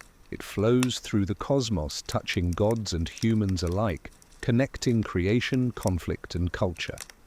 Through it, the myths teach that inspiration, eloquence, and memory are weapons of survival and influence. The story also emphasizes the fragility and rarity of wisdom. The mead is coveted, guarded, and fought over precisely because it is powerful and elusive. Like fate itself, it cannot be taken lightly or held carelessly. Only those willing to sacrifice, to journey, and to use cunning can access it, a lesson mirrored in the lives of heroes and rulers alike. Knowledge and expression are gifts, but they require effort, courage, and respect. In this way, the mead of poetry serves as both a literal and symbolic link between gods, humans, and the enduring power of narrative. It reminds us that tales, songs, and legends are more than entertainment. They are vessels of culture, carriers of morality, and instruments of influence. The Norse people understood that to shape a kingdom, inspire warriors, or preserve history, words were as potent as weapons. So as Odin flies home, clutching the mead, we recognize a broader truth. The stories we tell, whether through song, poetry, or spoken word, are the threads that bind past, present, and future. They give shape to chaos, provide counsel in the face of danger, and ensure that deeds, lessons, and lives endure beyond fleeting existence. The mead of poetry is, in essence, a gift of immortality, the power to make ideas, names, and memories live forever, shaping both the world of gods and the hearts of mortals. And as Ragnarok approaches, it is this power, the power of words, wisdom, and storytelling, that will allow myths, lessons, and legends to survive even when the 9 worlds tremble.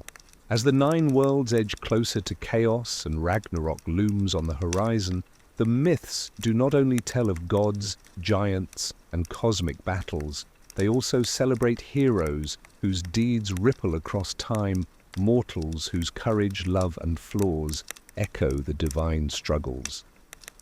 Among the most famous is Sigurd, sometimes called Siegfried, in later retellings, the central figure of the Volsung cycle, a saga that brims with heroism, treachery, and fate. Sigurd is born into the legendary Volsung lineage, a family bound by prophecy and blood. From the very beginning, his life is intertwined with destiny, for the gods and the Norns themselves have a stake in how his story unfolds.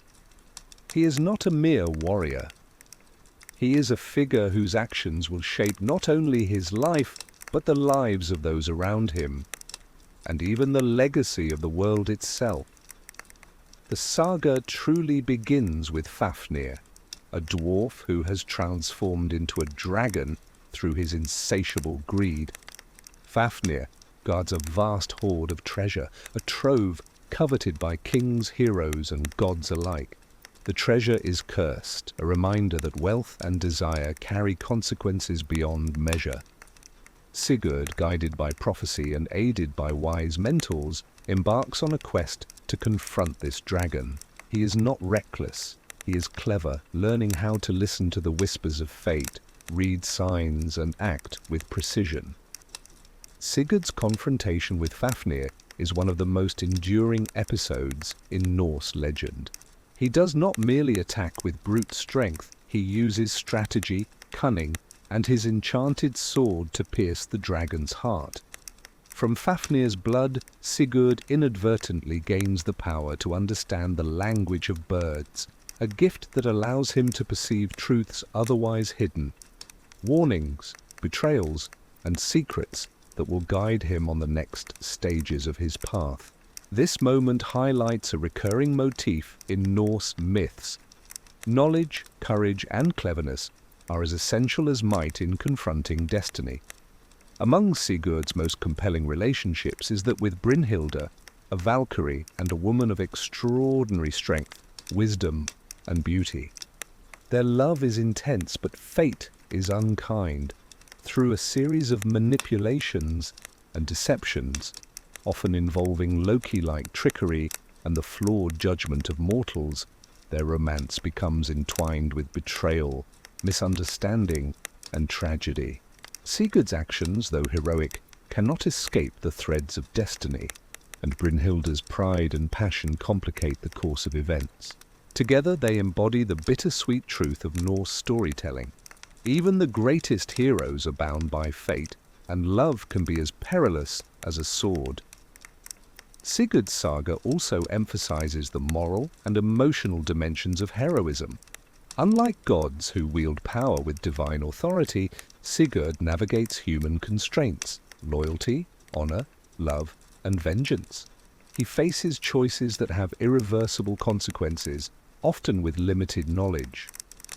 This humanized heroism mirrors the divine narratives.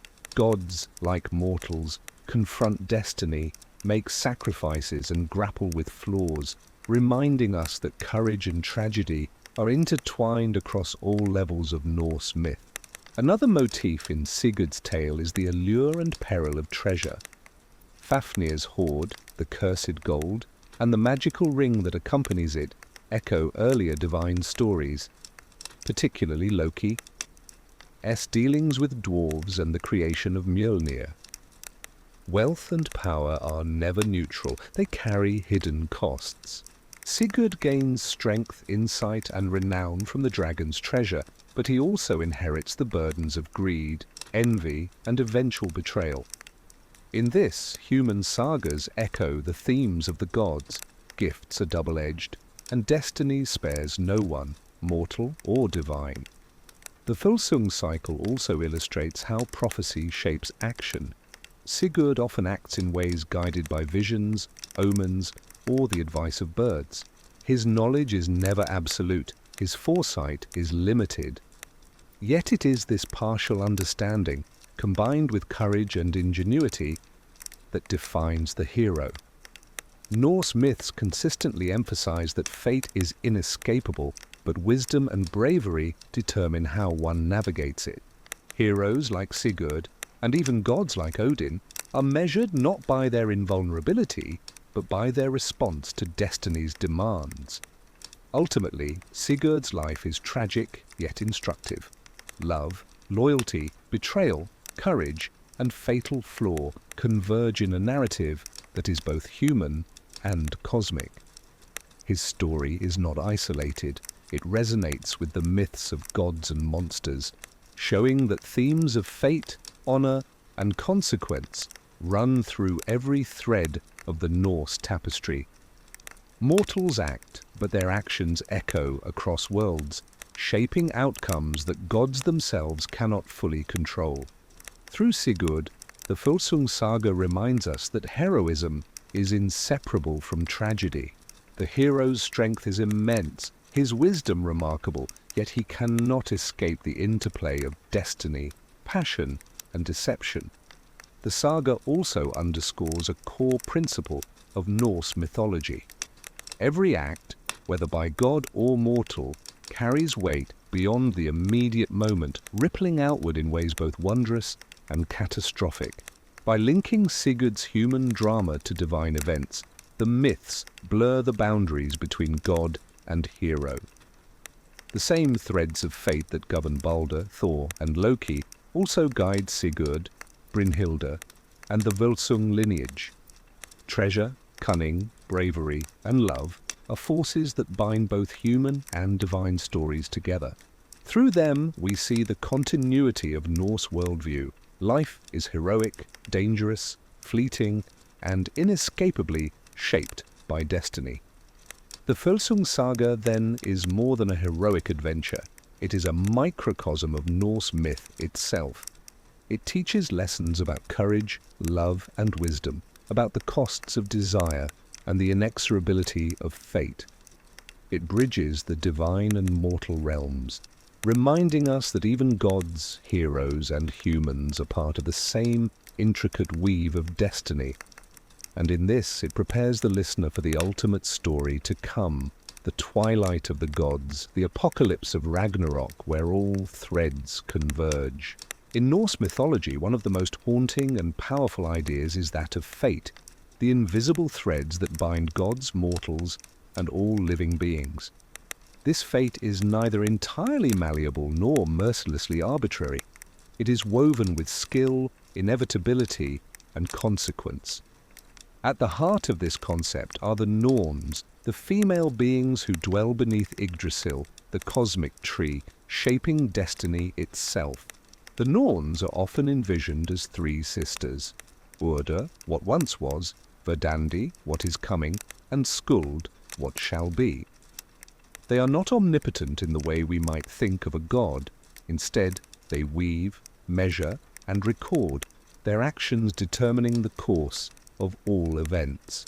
Each thread represents a life, a choice, or a consequence, and even the gods, mighty as they are, cannot escape the influence of the Norns.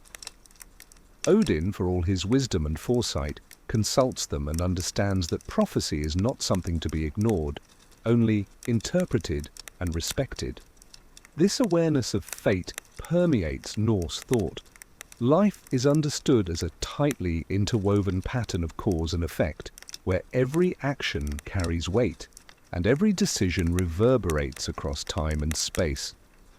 A hero's courage, a god's mischief, a king's judgment, all are constrained by destiny's loom, yet within those constraints, the individual's choices matter.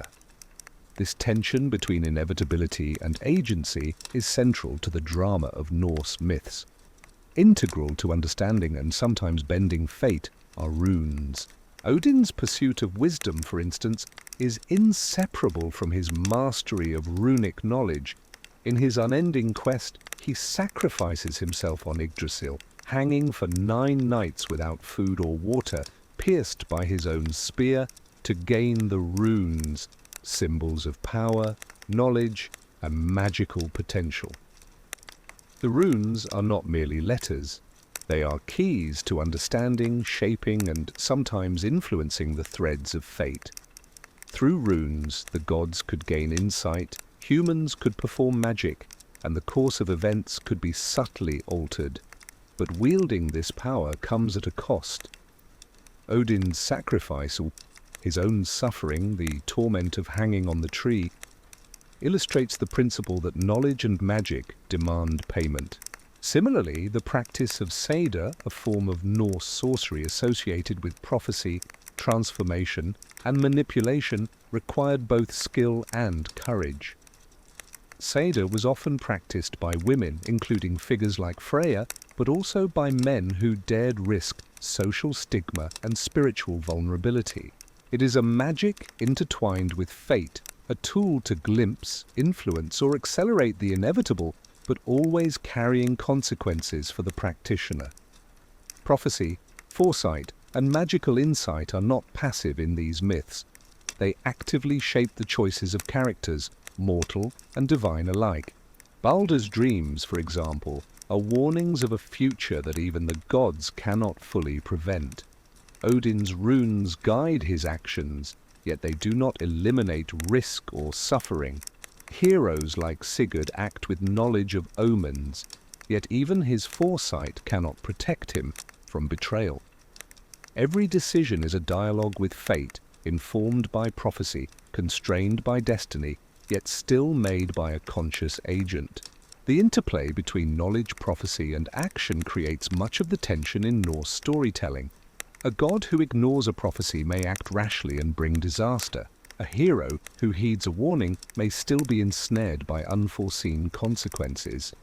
Fate is both rigid and negotiable, a framework within which courage, cleverness, and wisdom are tested. This is why stories often emphasize not just strength, but judgment. To act without foresight is folly, but to hesitate entirely is also dangerous. Runes and Seder also illustrate that power is inseparable from responsibility.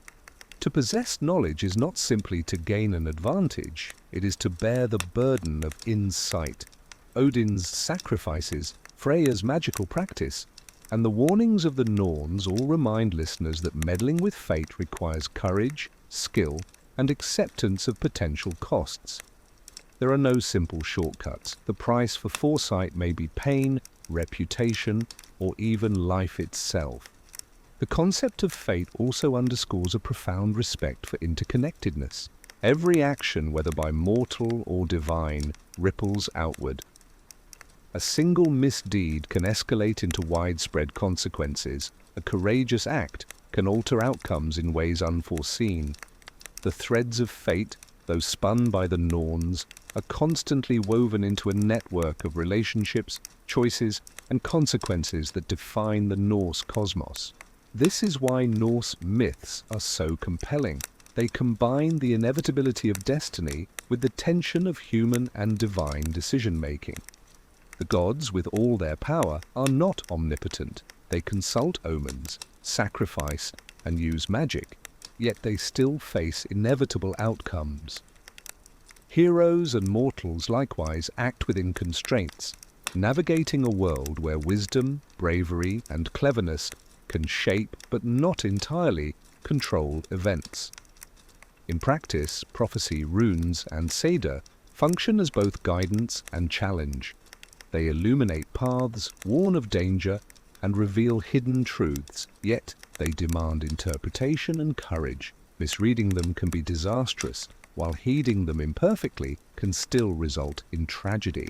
In this interplay, the myths reveal a core worldview. Knowledge is power, but it is inseparable from responsibility and risk. Through the Norns, Odin and Seda, Norse mythology teaches that fate is neither tyrannical nor meaningless. It is a framework, a web of consequences and a set of opportunities and constraints. Those who understand it and act wisely may thrive, those who ignore it may stumble. Those who manipulate it cleverly may gain advantage at a price. Life, death, heroism, and divinity are all measured against this intricate, unyielding, yet flexible loom of destiny. In the coming stories, as Ragnarok approaches, we will see these principles in action, prophecies fulfilled, runes consulted, and choices made in the shadow of inevitable doom. Fate will guide the gods, the heroes, and even tricksters like Loki, as the threads of the 9 worlds tighten toward their final weave.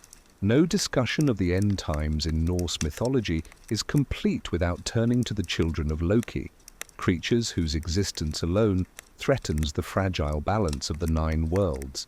Born of the trickster god and the giantess Angerboda, these beings, Fenrir, Jörmungandr, and Hel, are more than mere monsters. They are living symbols, embodiments of chaos, fate, and the inescapable consequences of divine and mortal actions. Let's begin with Fenrir, the colossal wolf. From the moment of his birth, the gods recognize the danger he poses. Prophecies warn that Fenrir will grow strong enough to kill Odin during Ragnarok, a destiny so terrifying that the gods cannot ignore it. Yet Fenrir is not initially violent. He is playful, intelligent, and growing fast. The gods attempt to bind him with ordinary chains, but the wolf easily breaks free. It is only through Loki's cunning and the dwarves' craftsmanship that a magical fetter, Gleipnir, is created. Thin as silk, soft as a ribbon, yet impossibly strong. Binding Fenrir is no easy task. The wolf grows suspicious of the god's intentions, and it is Tyr, the god of courage and law, who places his hand in Fenrir's mouth as a pledge of trust. When Fenrir realizes he cannot break free, he bites off Tyr's hand, cementing a painful and symbolic sacrifice in the service of the greater good. Fenrir's story illustrates the recurring theme that even necessary actions carry heavy personal costs. He embodies destruction, inevitability, and the primal force of chaos, a reminder that not all dangers can be neutralized without loss. Next is Jörmungandr, the Midgard serpent, enormous enough to encircle the entire human world and bite its own tail. He dwells in the ocean, hidden from most eyes, yet his presence is felt in every storm, tide, and trembling wave. Like Fenrir, Jörmungandr is bound by fate to a climactic confrontation with Thor during Ragnarok. The serpent represents the cyclical nature of chaos, the ever-present threat of overwhelming forces, and the tension between order and the untamable elements of nature. Even when submerged, Jörmungandr reminds mortals and gods alike that danger is never far, that the world's stability is always tentative.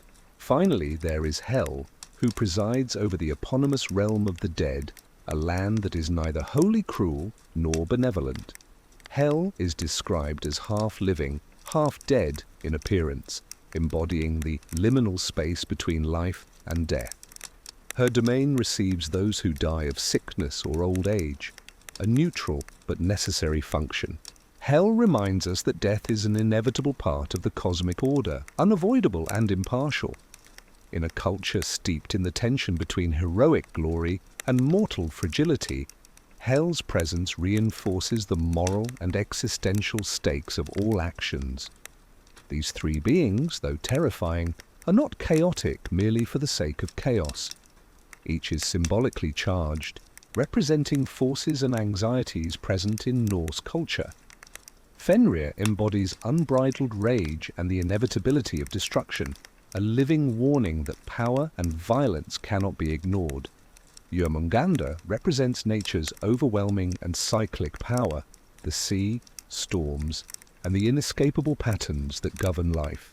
Hel embodies mortality, the impartiality of death, and the boundaries of human experience, reminding mortals and gods alike that life is finite and the afterlife inevitable. As these monsters grow, the threads of fate tighten. Every action, every oversight, every attempt to control or deceive, even by the gods, accelerates the convergence toward Ragnarok. Fenrir's binding cannot erase his destiny. Jörmungandr's coils will eventually rise to meet Thor. Hel will preside over the fallen. Their lives are intertwined with prophecy, and each step they take draws the cosmos closer to the twilight. The slow unfolding of their power mirrors the tension of the entire mythic universe, growth, consequence, and the inexorable approach of inevitable outcomes. Culturally, these monsters communicate lessons about boundaries, responsibility, and the limits of power. The gods' attempts to control or manipulate Fenrir reflect human concerns about ambition and risk. Some threats must be managed, but management comes with sacrifice. Jörmungandr reminds communities of the danger inherent in the natural world, the unpredictability of sea and storm that seafarers and farmers understood intimately. Hel's realm serves as a meditation on mortality and the need for ethical action, reinforcing that heroism and morality are measured not just by survival, but by deeds that leave lasting legacy. Through Fenrir, Jörmungandr, and Hel, the myths demonstrate that monsters are not external to the order of the cosmos. They are integral to it. They are consequences of divine decisions, reflections of human fears, and instruments of prophecy. Without them, Ragnarok, the ultimate reckoning, would not occur. Their existence underlines a profound Norse truth. Chaos and order are interdependent, and understanding the universe requires acknowledging forces that cannot be fully tamed. As the Nine Worlds inch closer to the end, the presence of Loki's children is a constant shadow over the gods' action. Each bound or constrained, each hidden or controlled, only serves to heighten tension.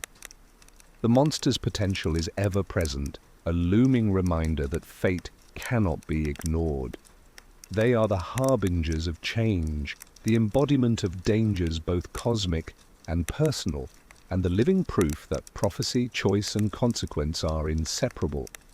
Fenrir, Jörmungandr, and Hel are not mere threats. They are mirrors of the Norse worldview, showing that power is double-edged, that chaos is natural, and that even divine beings are subject to forces beyond their control. In their growing strength, the cosmos senses the approach of Ragnarok, a culmination of destiny where monsters, gods, and heroes collide in the ultimate reckoning. Next, we will see how these threads converge as omens of Ragnarok become undeniable, with signs in the sky, on earth, and in the hearts of gods and mortals alike. The monsters of Loki, once hidden, are now central actors in the story of the end of all things. As the story of Norse mythology nears its climax, the atmosphere grows heavier, darker, and colder.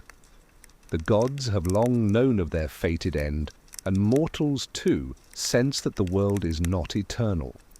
The myths begin to speak of portents and omens, unsettling signs that the threads of fate are drawing ever tighter. These warnings are not gentle hints, but loud proclamations. The end is approaching, and it cannot be avoided. One of the first signs is not physical, but moral. The collapse of order among humans marks the beginning of the unraveling. Brothers will betray one another, kin will rise against kin, and oaths will be broken. The sacred bonds of family, loyalty, and honor, the very threads that hold societies together, begin to fray. In Norse culture, which prized kinship and reputation above all else, This collapse of morality is as devastating as any natural disaster. It shows that the rot has already set in, that the human world reflects the chaos growing in the divine realm. Then come the strange omens. The sun and moon, pursued always by the wolves, Skull and Hati, draw closer and closer to their doom. When the wolves finally catch them, devouring the light, the sky will be plunged into darkness. Earthquakes shake the land, stars fall from the heavens, and the boundaries between worlds weaken. Nature itself seems to stagger under the weight of fate, responding to forces too great to resist. The most chilling of these portents is the coming of the Fimbul winter. Unlike any ordinary winter, this is a season of unrelenting ice and snow that stretches on for 3 years without respite. There is no summer, no thaw, no relief. The sun offers no warmth, the crops fail, and hunger gnaws at humanity. People turn desperate, fighting each other for survival, accelerating the collapse of kinship and trust. The Fimbul winter is not just a natural disaster, it is the world's slow and agonizing death rattle, a prolonged suffering that makes Ragnarok inevitable. Amid these terrors, the story turns again to Loki. By now, the trickster has long crossed the line from mischievous ally to dangerous enemy. His role in Baldr's death sealed his betrayal, and the gods act decisively. They capture him. The punishment of Loki is as brutal as it is symbolic. Bound with the entrails of his own son, he is shackled in a cave, and above him a serpent drips venom onto his face. His wife, Sigyn, remains loyally by his side, catching the poison in a bowl, but whenever she turns away to empty it, drops fall and sear Loki's skin. His writhing in agony is said to cause earthquakes, the land itself shuddering at his torment. But fate is patient. The myths tell us that Loki's bonds, like Fenrir's fetters and Jörmungandr's ocean coil, will not last forever. At the appointed time, the bindings will break, the serpent's poison will no longer hold him, and Loki will rise, filled with vengeance and hatred, to take his place in the final battle. His imprisonment is temporary, a pause in the inevitable march toward destruction. The sense of inevitability that colors these myths is perhaps their most powerful feature. Unlike in some traditions where apocalypse might be avoided through repentance or divine mercy, the Norse vision of the end is unyielding. The gods themselves know they are marching toward their deaths. Odin, despite his wisdom and countless sacrifices, cannot find a way to alter what is fated. Thor, for all his strength, cannot smash fate with his hammer. Even Loki, who delights in disruption, is bound by prophecy, destined to play his role whether he wishes it or not. And yet this inevitability does not strip the myths of their vitality, quite the opposite. It infuses them with urgency, meaning, and tragic grandeur. Knowing that Ragnarok is unavoidable does not make the struggles of gods and humans meaningless. It makes them more poignant. Courage, loyalty, and defiance in the face of certain doom become the highest virtues.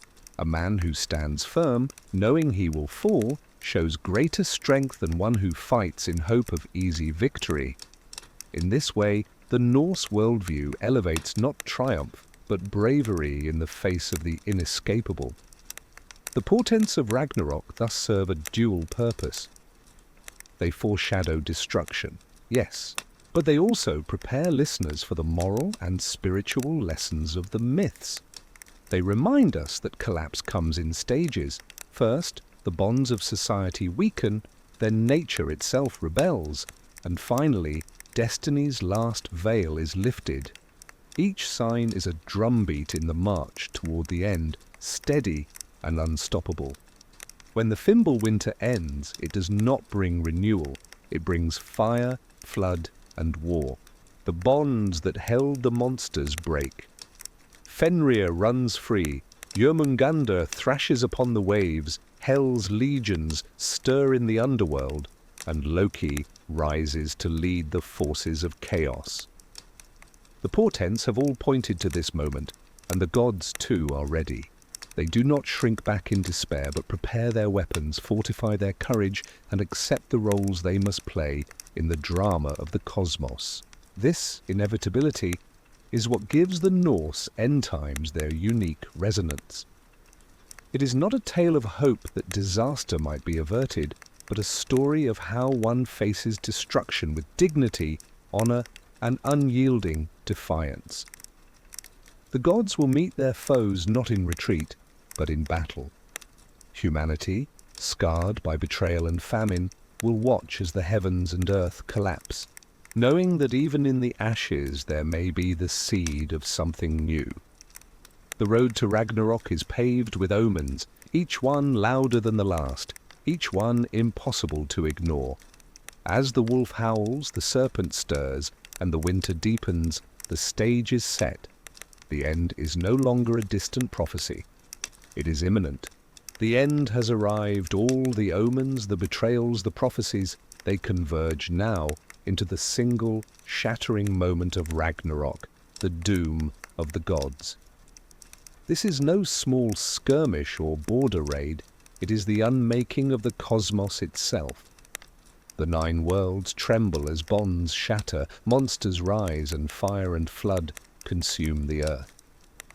The battle that unfolds is as much poetry as it is violence. Every clash of weapon and roar of beast echoing with the weight of prophecy. The first sounds are those of shaking earth and breaking sky. Fenrir bursts his fetters, jaws gaping so wide that his upper teeth scrape the heavens while the lower rend the earth.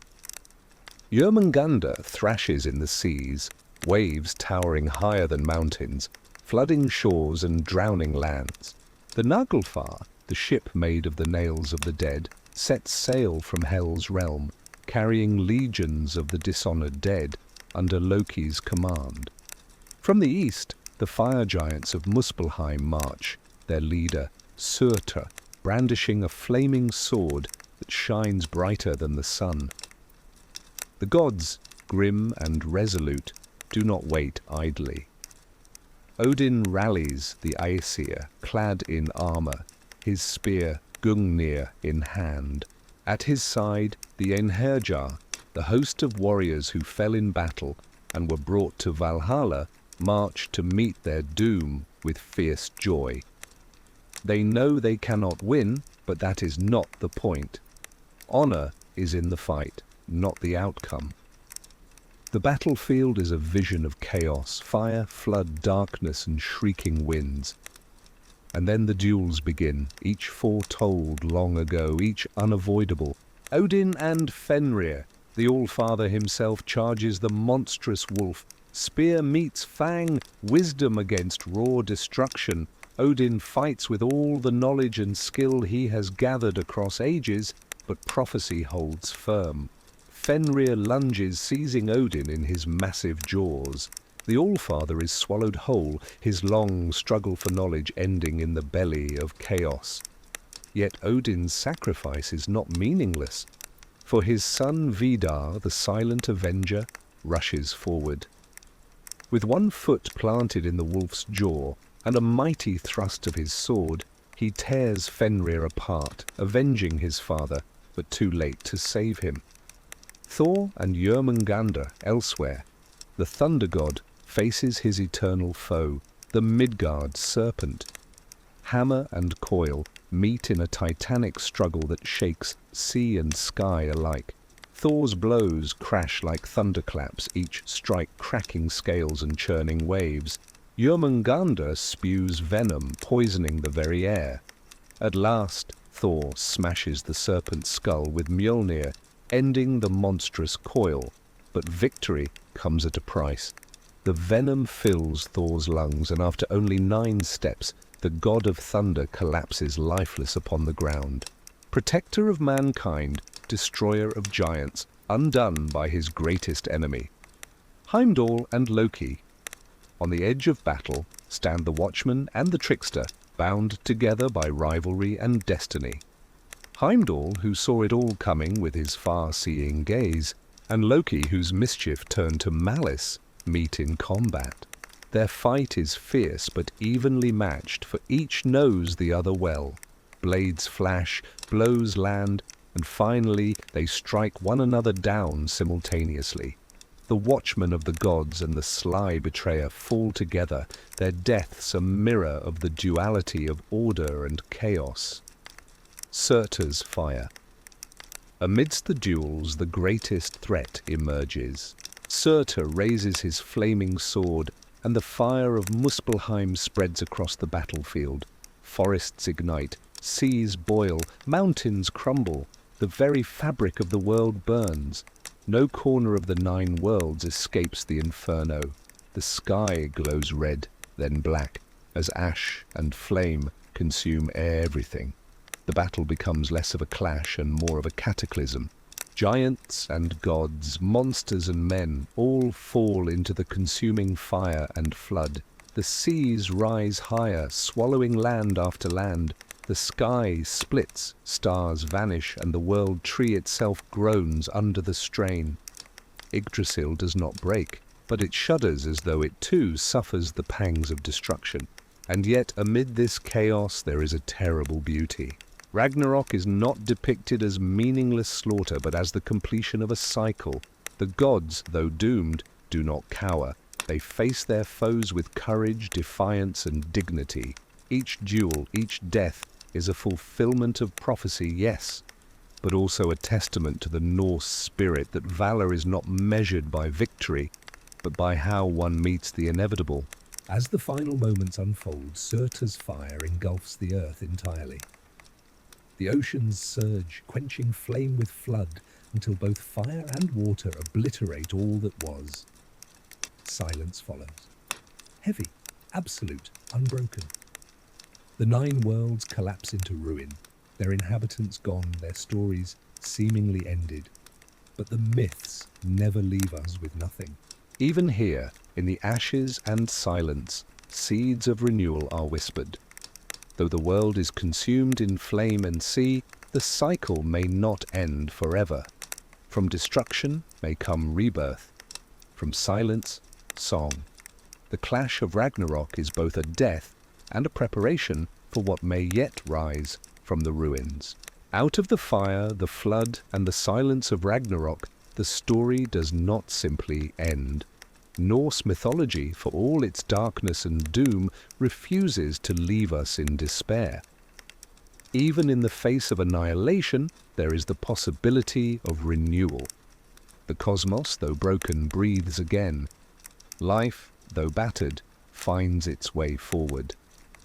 In the ashes of the old world, a new one begins to stir. When the flames of Surtur finally die down and the waters recede, what emerges is a strange, quiet emptiness. The 9 worlds lie shattered but not erased. Out of this quiet comes the first sign of continuity. A new green world, fresh and fertile, rising from the ruin. Fields blossom where once there had been flame. The air, though scarred by ash, fills again with birdsong. The earth, wounded but not destroyed, shows resilience. And from the shadows of this new dawn, survivors step forward. Some are divine, others mortal, all bound by destiny to carry on what was lost.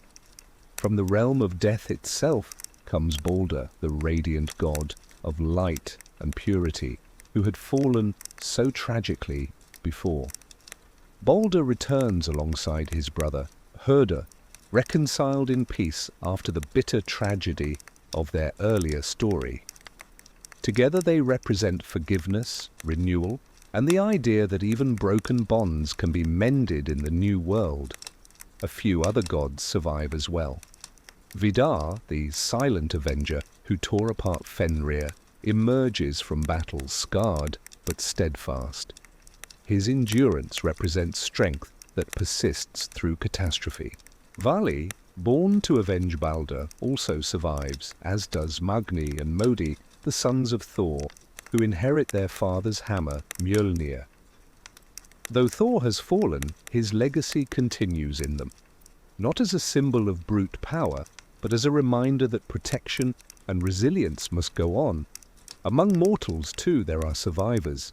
Deep within the sheltering trunk of Yggdrasil, a man and a woman named Leif and Leifthrasil endure the flames and the flood by drinking the morning dew.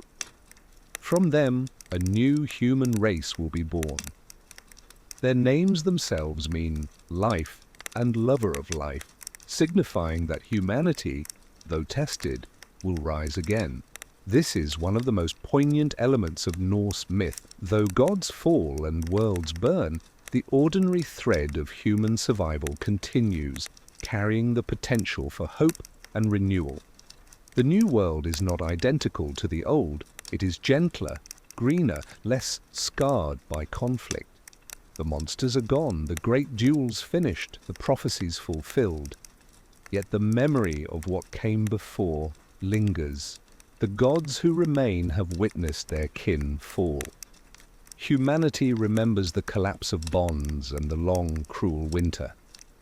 These lessons are not erased, they are carried into the new age as reminders. In this reborn world, the myths leave us with moral notes, subtle but profound. First is the idea of resilience. Destruction is never total, and from ruin something new can emerge.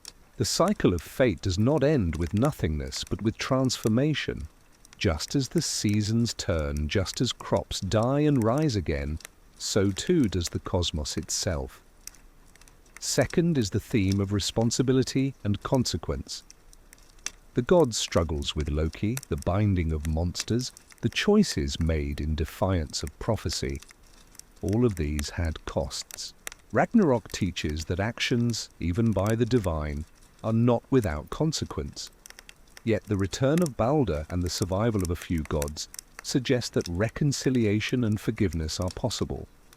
What was broken can be healed, not by erasing the past, but by carrying its memory into a wiser future.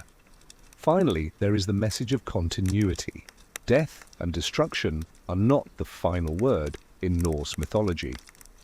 Life continues, even if changed. Baldr's return signifies light after darkness. Lif and Leifthrasil embody humanity's unyielding will to endure. The children of Thor wield their father's hammer, showing that legacy and tradition carry forward even after loss. The myths remind us that while doom is inevitable, so too is rebirth. The story is not a closed circle, but a spiral. Destruction giving way to regeneration, endlessly repeating in new forms. This ending sets Norse mythology apart. Many apocalyptic traditions focus on punishment or final judgment, but Ragnarok is not about judgment. It is about the inevitable cycles of existence, growth, decay, collapse, renewal. The gods do not perish because they are evil. They perish because that is the way of all things. The world is not reborn because humanity earned it through virtue, but because life itself persists. This worldview is harsh yet profoundly honest, and in its honesty, strangely comforting. The aftermath of Ragnarok also offers a rare glimpse of hope without naivety. The new world is not a paradise free from sorrow. It carries scars, memories, and the weight of what has been lost. Yet those very scars become the foundation of wisdom for the survivors. The myths suggest that the future will always carry the lessons of the past, and that perhaps this is what makes the cycle worthwhile. So even in the shadow of the apocalypse, Norse mythology gives us something luminous. The story does not end with flames, monsters, and despair. It ends with green fields returning light, and the quiet resilience of gods and humans who refuse to vanish. It tells us that even when destruction is certain, life finds a way. And so the story of the gods, the monsters, and the 9 worlds closes not on silence, but on the whisper of renewal. A new dawn rises, carrying with it the memory of the old world and the promise of what may yet come. The myths leave us not with despair, but with the challenge to face our own trials with courage and to remember that from every ending, something new can always be born. And now, as our long journey through Norse mythology nears its end, it feels right to step back from the sagas of gods and monsters, of heroes and seers, and reflect on what all of this means. Stories like these don't just appear from nowhere. They were born in a particular world, carried in memory, written down centuries later, and reshaped over time. If we want to understand their legacy, we should look briefly at their sources, their themes, and why they continue to captivate us even today. The main sources of Norse mythology are a handful of precious texts, most of them written in Iceland between the 13th and 14th centuries, long after the old religion had faded, but before its memory was lost. Chief among them are the Poetic Edda and the Prose Edda. The Poetic Edda is a collection of anonymous Old Norse poems preserved in a single manuscript called the Codex Regius. Its verses are spare, sometimes cryptic, full of stark imagery and strange metaphors. These are the songs that hold the voices of the skalds, the poets who passed them orally before they were written down. The Prose Edda, written by Snorri Sturluson, is more like a handbook for poets. Snorri, an Icelandic chieftain and writer, wanted to preserve the old mythic knowledge so future poets could still compose in the traditional style. His work systematized the myths into something closer to a coherent story, the version that most of us encounter today. Without Snorri, much of what we know about Odin, Thor, Loki, and Ragnarok would have vanished into the mists. There are also the sagas, sprawling prose histories and tales of heroes like the Völsunga saga or the saga of the Ynglings. These give us both myth and history intertwined, part folklore, part legend, part cultural memory. Together these texts form the patchwork quilt of Norse mythology as we know it, but we should remember they were recorded by Christian scribes retelling pagan stories in a changed world. That means gaps, reinterpretations, and perhaps softened edges. What we read today is a window but not the whole sky. From these sources themes emerge again and again. Fate versus freedom is at the heart of almost every myth. The Norns weave the threads, prophecy whispers in every hall, and even Odin himself cannot escape what is foretold. Yet within this fatalistic frame, the gods and heroes still act with intensity, passion, and sometimes defiance. They may not be able to change the end, but they choose how they meet it. That blend of resignation and stubborn courage feels deeply human. Another theme is heroism, but not the shining, flawless heroism of later romantic tales. Norse heroism is rugged, often tragic. Heroes like Sigurd or gods like Thor know their victories will not last, but they fight anyway. Courage is measured not by outcome, but by persistence in the face of certain loss. It's the spirit of a people who lived on the edge of the world, where winters were long and survival was never guaranteed. The sense of cyclical time also defines these myths. Worlds end, and worlds are reborn. Crops die in winter and return in spring. The gods themselves fall and rise again in new generations. This cycle is not comforting in a soft way. It accepts destruction as part of the rhythm, yet it also offers renewal. The Norse imagination didn't promise eternal bliss or everlasting punishment. Instead, it offered an honest picture. Endings are inevitable, but they are never the whole story. And then there is the unique tone of Norse myth, a strange blend of humor and melancholy. These stories carry a grim awareness of doom, yet they are full of wit, mischief, and irony. Loki's tricks, Thor's blunders, Odin's disguises. There is laughter here alongside the shadows. This mix of light and dark gives the myths their texture, making them feel alive and real rather than abstract or distant. So why do these stories still hook us today? Part of the reason is their raw power. The image of a one-eyed god hanging from a tree for wisdom, or a thunder god wrestling giants at the edge of the world, or a great wolf snapping its bonds at the end of time. These strike deep because they are primal.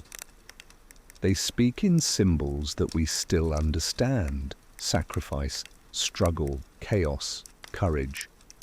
But it's also because they've been woven into modern culture. Literature has drawn heavily on them, from Tolkien's Lord of the Rings to Wagner's operas. In more recent times, they've leapt into comics, films and video games: Marvel's Thor, Neil Gaiman's American Gods, the God of War series. These retellings may reframe the myths, but they keep the core alive: flawed gods, epic battles, and the tension between destiny and choice. In a way, Norse mythology continues the very pattern it describes: rebirth out of destruction. The old religion died, the manuscripts nearly vanished, but the stories survive in new forms. Each generation reshapes them, from Icelandic skalds to Hollywood blockbusters, keeping them relevant. That's the mark of a living mythology. And now, at the end of our long journey together, we come full circle. We began with the image of Yggdrasil, the great ash tree connecting all the worlds. We have travelled from the void of Ginnungagap, through the birth of gods and humans, through wars, mischief, loves and betrayals, all the way to Ragnarok and the renewal beyond. What remains with us is not only the grandeur of the myths, but their quiet wisdom, that life is fragile, yet persistent, that courage matters even when fate is fixed, and that laughter can share space with sorrow. These are not just stories of long-gone gods. They are mirrors of the human condition, as relevant now as when they were first whispered beside a fire in the northern night. So as we close this saga, imagine once more the northern sky, stars cold and clear, winds sweeping over fjords and forests. The gods have spoken, the worlds have turned, and the tales have been told.